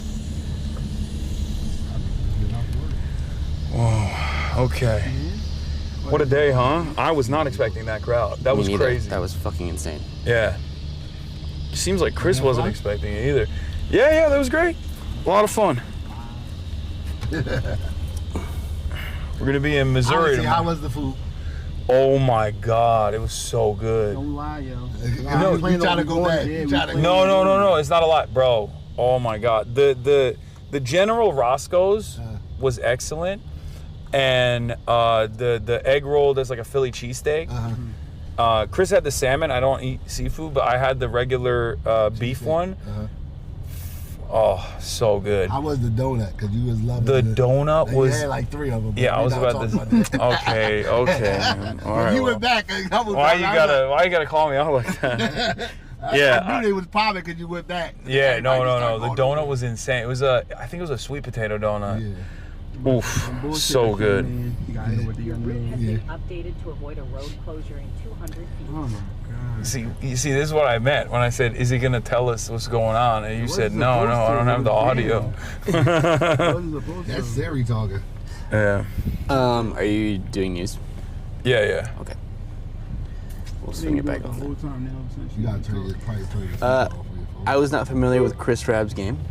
Yeah, he's got it like that. He's fucking awesome. Yeah, he's dope. Yeah, bro. DSA National endorsement. That's a very DSA National is they will not endorse people. Like they're very careful. Like what you doing? Bam! Biker. 20 points. Damn, that'd have been 50 points. 50 or the bounce. What is happening up there? Why they close the road? They doing some work, but they say they don't have no money in the city. Yeah, Philly. I love the city, boy. Yeah, they do a lot of work. I didn't know there was a lot of Muslims around here. Muslims. Yeah, I know. I didn't know there was a lot around here. You're an American Muslim. Yeah. Philadelphia American Muslim. Yes. Not even. Born and raised on the playground where I spend most of my days. Alright, Ken Smith. I be hating when people say that. Every time you say something about Philly, you say that dumb man. Like, man. Wait, you don't like that either? No. What do you like about Philadelphia, bro? You hate everything about Philly. Listen, when you grow up somewhere, you hear the shit all the time. It's like hearing the song "Summertime" every fucking summer. I don't want to hear that shit every summer. Play something else. You want to hear it in the fall? Switch it up a little bit. That's why it's on my playlist, so I can listen to it at random. See, that's how you gotta operate. But no, I love. Don't get it wrong. Like I love Philly, and I don't give a fuck what your chat say. They go, "Oh, he's a Philly. Eat a dick." I love my city. It's just certain shit I don't like. There's just a lot you don't like. You don't like the sports teams. You don't like the traffic. You don't like the theme song. That's not our theme song. Don't do that. What's the theme song for Philly? That shitty. I don't want to hear that shit. I don't want to hear that shit. Wait, I don't want to hear that shit either. That was the theme song for the Super Bowl. That was the theme song for like 10 years, bro. I'm over that shit. That shit was everywhere. That shit was on commercials. That shit was at Bop Mitzvahs. That shit was everywhere. You gotta go do a tour in like Cleveland or something and get a taste of what it's like on the other side. Cleveland sound boring to me. That's what I mean. So you can come back and appreciate Philadelphia more. I appreciate Philly. When I go to Florida and Texas and shit like that, I appreciate the hell out of Philly. But that don't mean I gotta like everything about it just because I'm from here. I mean, that'd be some fake shit. Like, I love everything. It's the greatest city in the world. Nah, it's not. What's your, by your estimation, what's the greatest city in the world? Alaska. That, first of all, not even a city. The greatest country, state in the world is Alaska. Wait, have you been? What's like a small part of Alaska? Anchorage? No, but I watch YouTube, and I like to be by myself most of the time. Like, that's crazy. I don't like crowds. You would be the only black person in Alaska. It's like you know. You just want to be special. That's what it is. Sprinkles of us up there. Go up there, eat some seal meat and some shit. I mean, you never know. Kill a grizzly. Listen, man, I live my best life in Alaska. But you know, I go to Anchorage. Anchorage is small. Do you like the cold? Yeah, love it. Okay, that makes sense then. But I don't think I would move to Arizona. I don't know. Arizona ain't that hot though. But Florida. Arizona is so hot. Is it hotter than Florida? It depends what part you at. I thought Phoenix goes to like 120 or something. Where was that at where the fucking heat was melting trash cans and bikes and shit? Was that Phoenix? Yeah, I think so. Yeah. That's the only hottest part. That's like when you get crack an egg on the sidewalk and it cooks. I don't want to do that. I don't want to cook my food on the ground. They don't force you to do it. It's a choice. I waste a perfectly good egg on the ground. Look at this. Y'all motherfucker, just pour some water out there, let them see the steam and shit come up. But then I see people, I think it's fake sometimes too, because then you see people out there with no shoes on the flip-flops. You're like, well, why the flip-flop ain't melt? So you could cook an egg, but that fake-ass flip-flop ain't melt? Nah, I don't believe it. I don't believe it. gonna shut up. I'm gonna sit here. I was gonna cut the music on, but they doing stuff, so I'm gonna sit here. I'm gonna chill. Y'all do y'all thing, man. It was good meeting y'all brothers, man. Oh my God. Sit here, just chill. Oh man. Hopefully, he's still back. They said he's on to something with the flip-flops. He's like, they're saying it's sus. Yeah, it is. Yeah. What's that about? Don't put me in nothing. I don't want to join you anymore. I'm over it. I want to do my job and just drive. So you just stream on everything, every platform? Yeah. I mean, I stream on Twitch, but we put the videos on YouTube and TikTok. Yeah. His rants are probably gonna make it on TikTok. I know they is. Yeah. For sure. I was looking up the I know that guy's voice. That's me. I Yeah. was looking up the night. See, I'm an OG, so I don't know. I gotta get information from my children. What do they watch? My kids, Twitch, they on all that stuff. Who do they watch on Twitch? Do you know? I got 4 daughters and 1 boy. What do they watch on Twitch? Do you know? You don't know? Shout him out on your stream, man. Wait, why? No, I might know him. That's why I'm asking. Everybody knows the little boy. Who? HasanAbi. Oh, okay. Everybody knows him. They watch him. They watch. What's the chubby one that be with him? Phantom? Yeah, they watch him. The chubby one? They watch the other dude that be with him, the older dude with the dreads. The older dude. Oh my God, Duke I Dennis. don't know they name, bro. I don't know. No, it's just funny how you're. What's the other dudes? The other chubby dark skin one, the fat one with the dreads with the big ass forehead. I don't know They who that watch one is. like because they got like a whole team. My son was like, yeah. AMP. You're talking about AMP. Wait, maybe the chubby dude they were talking with the big forehead. Oh my God, it's Agent. It's Agent. He always got a head on. Oh my God. Oh, they watch all of my son anyway. My daughter don't really care for him. My son be watching all. Yo, did he put tape on his bullet holes on his car? Bro, he got tape on his bullet holes on the car. Wow. Hey man, Philly That's bull. crazy. See what I mean? Yeah, wait, isn't Philadelphia open carry now or something? I saw a TikTok of a dude who was walking around. Yeah, he was wearing it. Yeah, he has like a yellow T-shirt on. But they can't see you.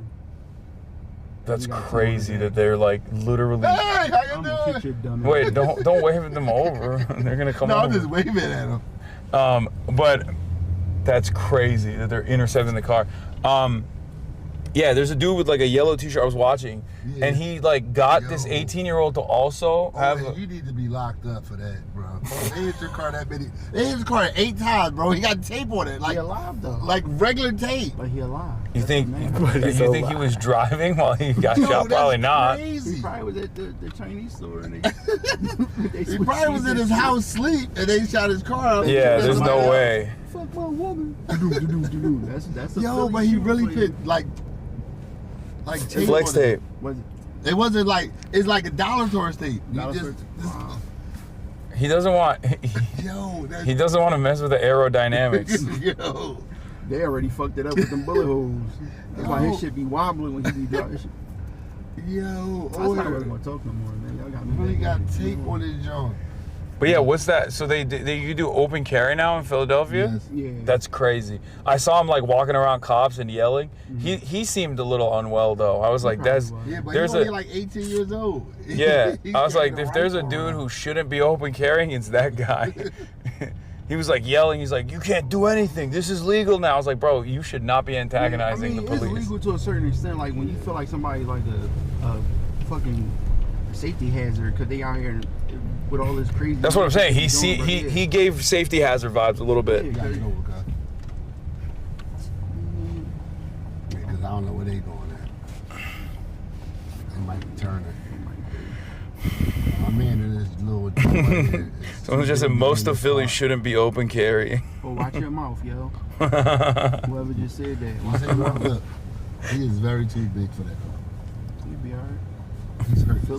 Philly should have rights as everybody. I want the small one of this. Okay, the glorious infidel. There's 2. That's sick. I want the small. Even though the big black and red one is beast mode, but. She all extra height, dummy. Honda. This is why I stay in the house most of the time, man. Same. That's why I stay in the house, bro. That's why I watch. Now I know LA traffic way worse than this. Yeah, but I never leave my house. I stream from my house usually, so I just never have to leave.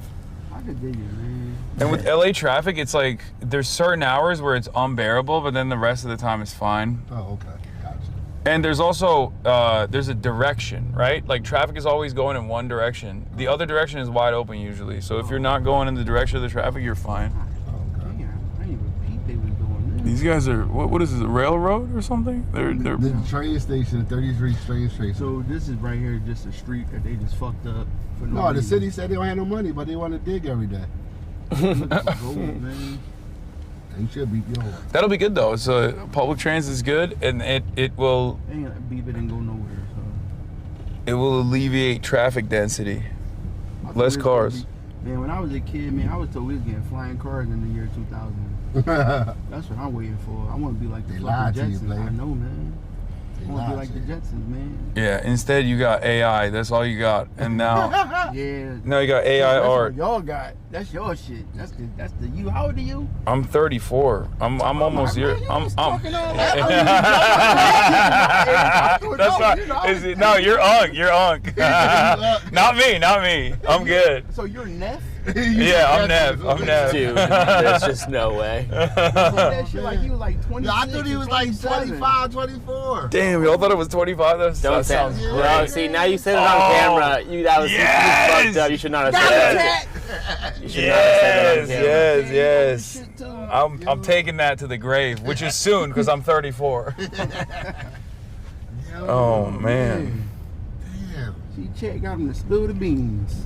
I thought he was older than younger than that. I thought he was in your 20s. The way he said "up," I'm like, man, you can't even call us up because you close by. Yeah, no, I know. That's why they call me Unk. That's why it was great. Well, he was. I'm an OG. So yeah. Well, he was also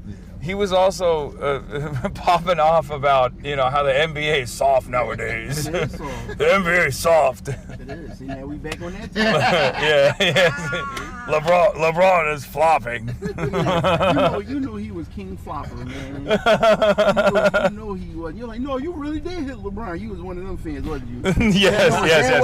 For sure. I was like, protect our national treasure. LeBron at the 3-point line and somebody at the free throw line, and how the fuck he hit you over his elbow? Yeah, he suffers enough with his hairline. It's fine. I'm glad he let it go. Clip this. I think nature did its course. Someone paste the audio with Hasan getting arrested. Yeah, some videos he be having hair, some videos he bald. Yeah. He's still trying to keep that fade. No, what happens is in the beginning of the season he gets it put in, and then by the end of the season the headband is just moving further and further. It's just traveling. The hair is not there to hold it. Yeah, the headband keeps traveling further and further back by the end of the season. Oh, that's crazy. And that's your goat. Who's your goat? Out of all basketball players? Me, fuck you talking about? Larry Bird. Larry Bird. Oh my God. I will smack you on your fucking lip. Y'all don't ever disrespect Larry Bird. Actually, bro. it's not. It's not. I don't really have a good basketball player. I would say, if anybody, I would say Bill Russell. Dennis Rodman. Yo, I almost shot you, yo. This is why people get shot in Philly for dumb shit like that, boy. I swear. I swear. It be your own kin. My flesh and blood. It's cool. I'm gonna tell your grandma. Oh, man. I'm gonna tell your grandma you were showing off on the family. Strangers. He was like to thousands of strangers on the internet. Bro. You just flip. Reggie Miller. Flip flopping. Reggie. He was a good guy, I guess. I would say Bill Russell. Charles C. Miller. 13 rings. Not only was he the player, but he was also a coach, and he still won 2 extra rings. Yeah, I would say Bill Russell. Way before my time, but still, I would say Bill Russell. So right around your time, I think. That's coming from a motherfucker who 3 years younger than Get your old young ass out of here. No, it's cool. You keep me. You trying to be unky and Neff. This is how my chatters feel when they call me Unk and they're my age. Damn, see? Yeah. Oh, so you just You know, it feels good. I'm gonna do it more They often. call it clickbaiting. That's what the kids call it. Yeah, Or clickbait. ragebaiting or whatever. See, even that's Unc. He just said that's what the kids call it. You're not doing yourself. Now it's 8 o'clock, bro. Go in the house. I'm learning, man. I'm learning. I don't really want to, but I can't help it, man. It's like it's just everywhere. It's like everywhere you go, that's what these youngins say. These youngins, these Young kids, grasshoppers. young whippersnappers. That's what they say, man. Young grasshoppers. Rage baiting, man. You're rage baiting. Shut the fuck up. That is, rage baiting. That's funny. That's crazy. So you don't go on TikTok? Some of their videos are funny. My son sent me a lot of stuff too, especially like people getting hurt. My son got problems, man. Now that I say that out loud, my boy got problems.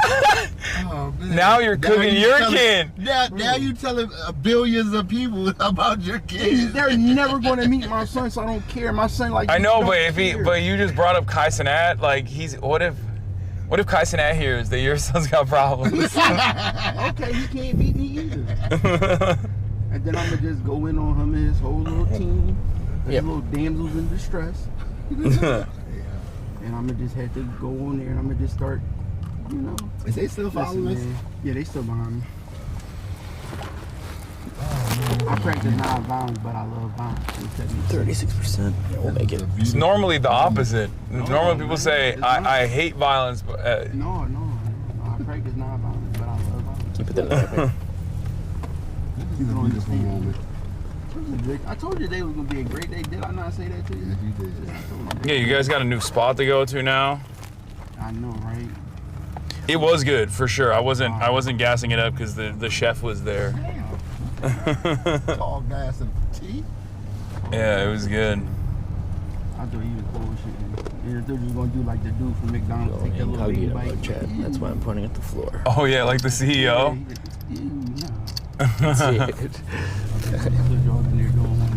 No, it was, I would have eaten a lot more. I just, we were trying to have a conversation. I was on camera. It's like embarrassing. And then people make fun of me all the time. Cause like I did one of these with like another person running for Congress. And I was just like downing the food. And I watched back the tape and I was like, God damn, bro, I was staring at his food. While I was eating my plate.